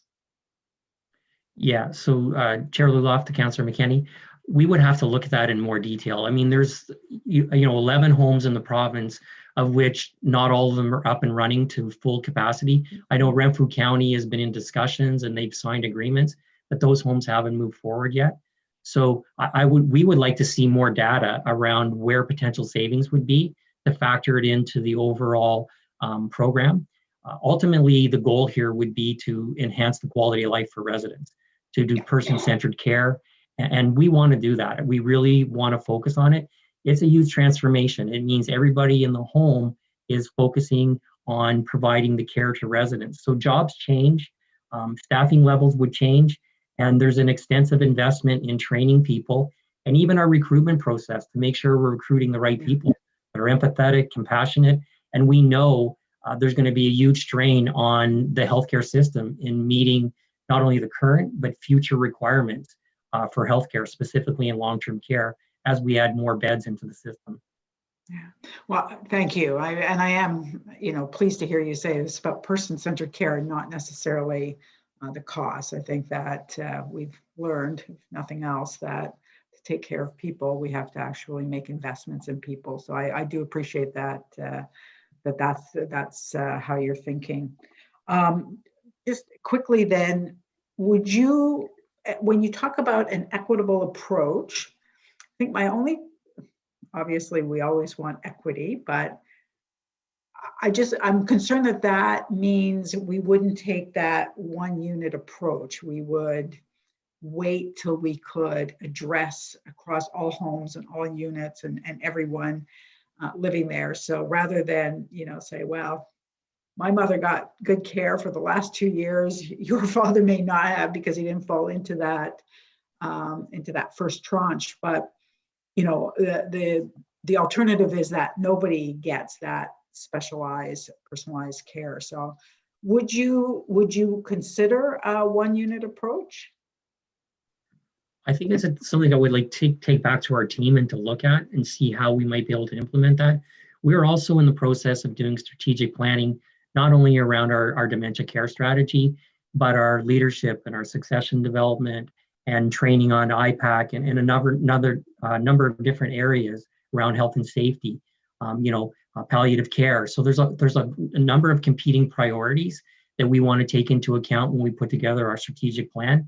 And obviously dementia care is huge, and how we're going to move forward. But it's a timing that we're being asked to commit to, that we don't have the resources to make this happen in a short window. And without knowing where the province is going to go, I think, it's not the best use of our time right now. And again, our teams are working at maximum capacity to make sure that we're maintaining the safety of our residents. And to the point that we heard from Councillor Meehan earlier, we have upstaffed in our homes. We have increased our hours so that staff are getting full-time hours where we can. We eliminated any short shifts. And so we're committed to making sure that our staff are getting the hours to maintain their livelihood, but also to make sure that we're meeting the care needs of residents. And we have added COVID upstaff in the homes. We brought in what's called long-term care helpers. And these long-term care helpers are doing more of the one-on-one with residents, the individualized programming, but also doing those connections with family members that aren't coming into the homes. We have today over 700 designated caregivers that are coming into our homes. We're now going to have to test those people a minimum of 2 to 3 times a week. So again, our teams are working at max capacity. So to move forward with this request today, we don't have the ability without bringing in additional external resources. So last question, Chair. So the reason I picked Q2 was that we also have a budget cycle. And as you pointed out, there will be a budgetary pressure. So if you're coming back in Q4 with a strategy, a plan, have we then missed that window for requesting that additional pressure in your budget for 2022? Because that's concerning. If we don't, because then we're pushing it out another year. You see what I mean? Like that. This is always my concern, right? Is it's not as simple as we ask you for something, you come in, and it can roll out within weeks or months. So what happens with the budget ask for what you will see as a pressure, and will that be able to be presented in the 2022 budget? So we're going to build on what we're doing with our own group, where we brought together staff from across the homes. So there is some things we will be able to do in 2022 that will not require a significant capital investment. We can continue with the training that we've been doing in other areas around dementia care.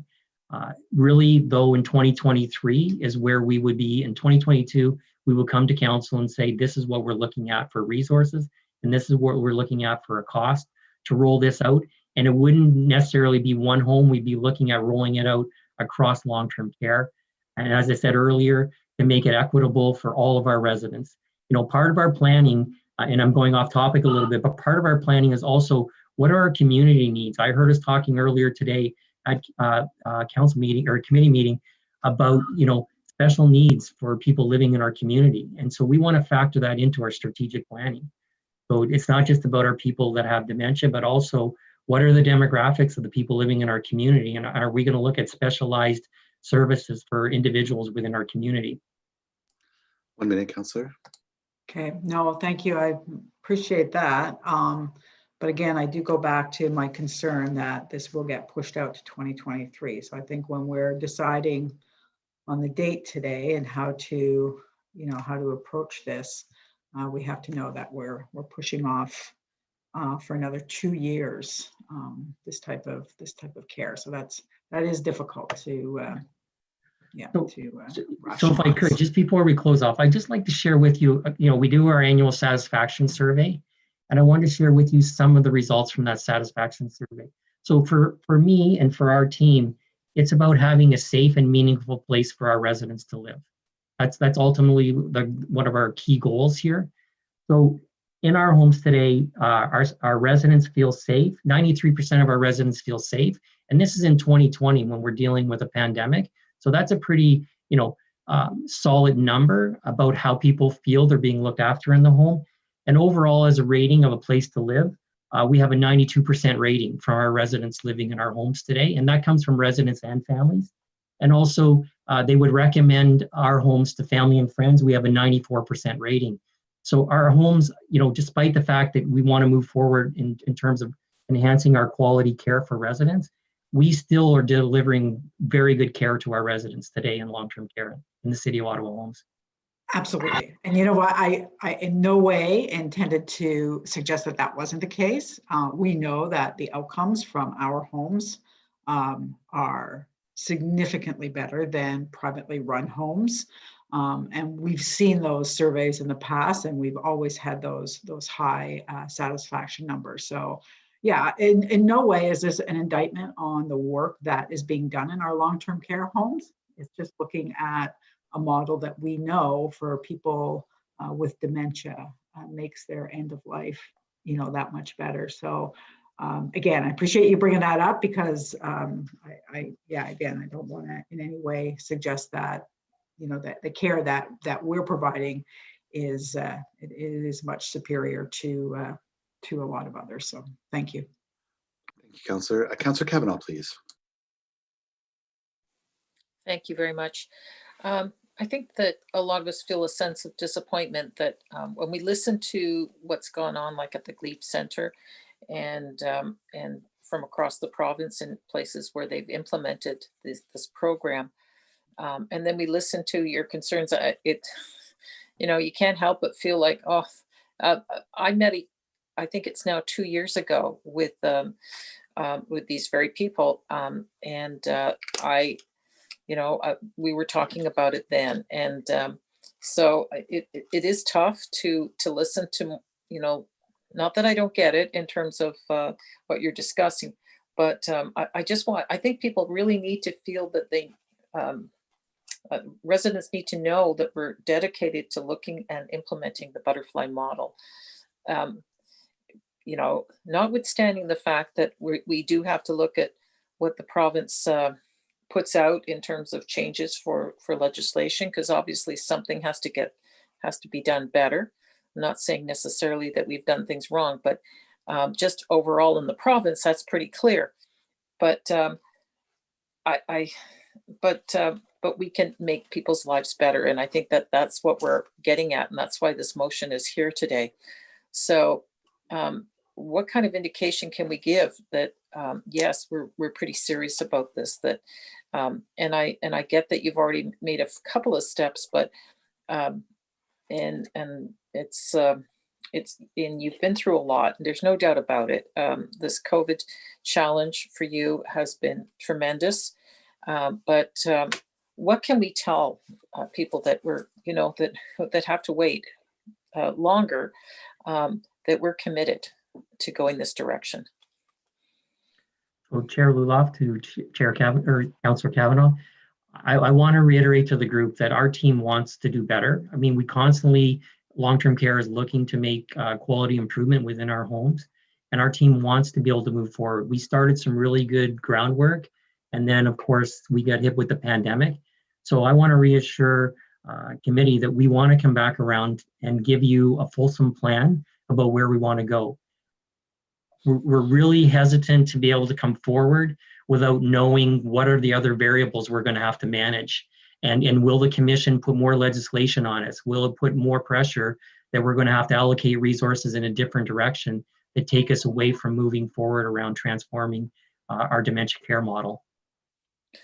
Is there any way we can be proactive and tell the province this is the direction we want to go, notwithstanding that they're going to have some changes, but to look at this, I mean, I want this for the whole province, and we only have control over our 4 facilities, but can we ask them that we could be a pilot project so that what the commission recommends in terms of changes, that we can do that double of having those changes and doing this program.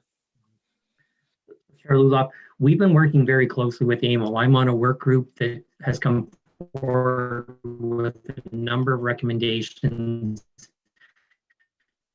to make sustainable changes to long-term care. And we're all pushing in the same direction around improvements, increasing our staffing levels, more training, nurse practitioners. There's a number of things that we're putting on the table that will have a significant impact on the quality of life for residents. And I think we need to continue to advocate where we can to be promoting changes to long-term care. And unfortunately, it takes a pandemic of this nature to bring long-term care to the forefront. And I really think that now the government needs to address the shortfall in long-term care, and we need to take every opportunity at whatever government levels we can to be advocating on behalf of residents in long-term care. Yeah, I agree. It's just, is one of the first things that I did when I got elected was meet with a group of dedicated women who had gone through so much for their own family members, usually their husbands, and the stories they had. It was pretty tough, and they want to see a permanent change. So we were talking about this before COVID, and we've met, and of course this has been a bumpy ride for this last year. There's no doubt about it. But I think we need to keep that light on and show that we're truly looking at this direction, that we're totally committed, and also push with the province. And I'm not kidding. Maybe we should tell them, look, we could be the pilot project for this, with the double whammy of having better standards overall, and frankly, more money. There should be more money tied to this to run these care centers. I think that's really a key factor, to make sure people are well paid, so that they can do their job. So why not let us be the leaders on this? Is that possible that we could put that forward? I'm happy to move a motion if you want.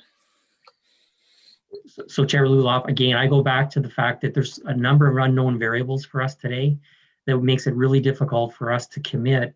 And that's why we're asking to wait till we know more about where the government is going to go, so that when we come forward with a plan, it's something that we can move forward with and we feel comfortable.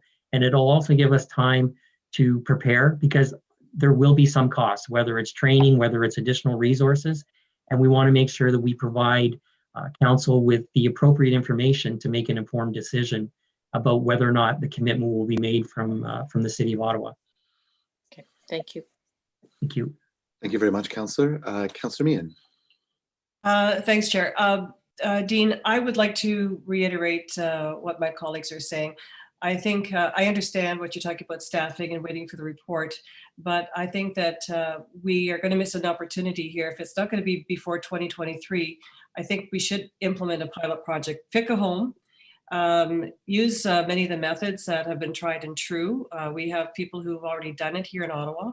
So if we can choose a location, implement what we can in the next little while, and so we can gauge what it's going to cost us. We'll know better what the cost will be, what works, how staffing is going to change, the training that staffing is going to require. I think that'll give us a leg up on the work we're going to be implementing in 2023. So if I can, again, reiterate, I think that that's what we should be doing now. We know it works. Sitting, I mean, and I appreciate you doing work with the AMO, but I think we know what works. We've got 4 homes, pick one. Let's implement a pilot project to get the province on board and start the work now. So we can tell our residents that we're doing this. I don't really want to tell my residents that it's going to be 2023. And that's really all I'm going to say on it. I would really like to see this push forward in some capacity, even if we have to use some experts from other homes, like the Glebe Center, maybe is coming in as advocates or advisors. Let's do this, okay? Let's just say we're going to do it and do it. That's what I want to see. Thanks. Dean, would you like an opportunity to comment on that before moving on? Yes, so Chair Luloff, again, the challenge that we're facing today is we don't know where we're going to be in this pandemic. And to bring in external resources and start training staff and take them away from the front line to do training when we're trying to maintain our IPAC procedures and make sure that we're keeping residents and our staff safe, it's hard to commit to that without knowing whether or not in Q4 of this year or when we're going to be in a position where we can lift some of the limitations that we have on residents and staff and on our resources. Well, we can do consultation virtually. The people who are doing it can consult with some of the people on the floor. Information can be imparted different ways to plant seeds, to tap into resources that you have existing in homes, because some of the caregivers, I'm sure, have some ideas of their own. But I think that let's be innovative. Let's not continue to put up obstacles, and that's not to diminish the amount of work I know that you're doing in the homes. But let's start thinking about outside the box, because we're dealing with people here, and people at the end of their life. So, with all due respect, I think we can do a little bit more. I would hope I'm not wrong there. But I will defer to you, Dean. But I know that that there's a lot of bright people who want to do the right thing and are ready to do it. So I'll just leave it there. Thanks. Donna, would you like to make a comment before we move on? Yeah, just I think 2 points. I think one is, the butterfly model is a specific model of care, patented training, et cetera. And I think what would be helpful is, for Dean and the group to provide an update to you on all of the things that the team is doing in the context of COVID as we actually move forward.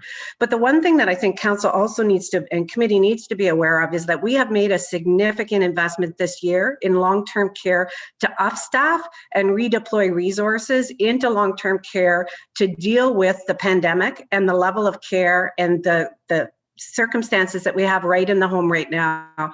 We are still continually in isolation and in and out of isolation. So those conditions, which means people are, in PPE, people are not allowed the flexibility that a lot of the model demands. So the ability for us to start a pilot without even really understanding the money and the conditions that we would need would be extremely, extremely difficult right now. Because we still have the budget pressures that we have not funded currently in the budget just to address the basic care. So I think what Dean's trying to say and is that those conditions for us to be successful need to be in place, but in no means does it stop the quality of care that we've been providing and their person-centered care that they started before COVID and are continuing to do. And I think if council and committee had a sense of some of the activities that we're doing and produced, an update on that, that would, give you some confidence that the level of care and the services and supports that we're providing. But the context still is COVID, and we still are in a pandemic where our primary focus has to be on the care and containment of the virus in our homes. And some of the speakers that spoke to the fact that the efforts that they are doing right now have had to stop, and they were much further along in terms of that particular methodology than we are today. So the pilot, we would need money to start a pilot. We do not have the financial ability to even start a pilot at this point in time. I think that committee and council would appreciate a memo to that effect with all of that information. Are you prepared to take that as direction? Absolutely. Thank you. Councillor Meehan, any further questions to staff? No, but I appreciate Donna's explanation and I do concur. Thank you very much for that. Okay, we're looking forward to that information. I think that it'll be important for us to have, just to have that context. Thank you very much for offering that. Vice Chair Aguilera. Just a couple of quick comments on wrap up, if you will, on the motion. First of all, Donna and Dean, wearing my other hat as Chair of Public Health, I'm well aware of what's going on in the homes in terms of the extra effort that's been put on to respond to COVID and how that's really stretched staff and management and you know, the excellent job that you're doing in that regard. There's a lot on your plate right now, and you all are really stepping up to that plate. And not to mix metaphors, but you know, to take this on and to deal with this very insidious virus that's in the city. On the motions themselves, what I would just use this analogy if I could. If we vote for the McKenney motion, I think what we're doing here is we're asking staff to go out to design and build a home without knowing what materials are available to build that home with, without knowing what the building standards are, and without having a budget. And so at the end of the day, that home's not going to look very good and is going to require staff going back in once they have all those answers, redesigning, rebuilding, and fixing any errors that we may have made. So yes, this is going somewhat more slowly than people would like it to go. I understand that. We all have personal connections. We all have stories. I watched my grandmother slip into dementia long before we really understood what that meant. And I would have hoped that she could have had some sort of appropriate and proper care to assist her with that. We all have relatives and friends and family members that have gone through this. But, you know, to ask staff to go out and do something and not properly equipping them to do the job is not going to get us the result that we want. So I would urge people to support staff's recommendation, which is to give them a little bit more time to collect the relevant information, to find out what the government has in terms of both obligations going forward for people operating homes and also the resources that they're going to provide. And at the end of the day, I believe that will allow staff to bring us a more robust, substantive, practical report that we can vote on and do something with. Thank you very much, Vice Chair. Councillor McKenney on wrap up. Go ahead, please.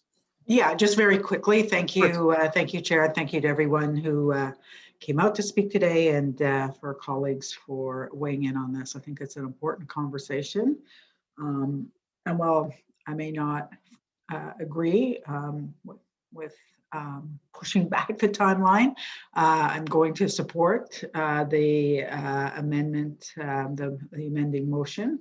I don't want to take a chance that you know, they both will fail, and then we will be left without any direction to staff to start seriously looking at and bringing us back a plan and a strategy for the culture change that is needed in dementia care. It's not about the entire long-term care system, but in terms of people who suffer from different forms of dementia.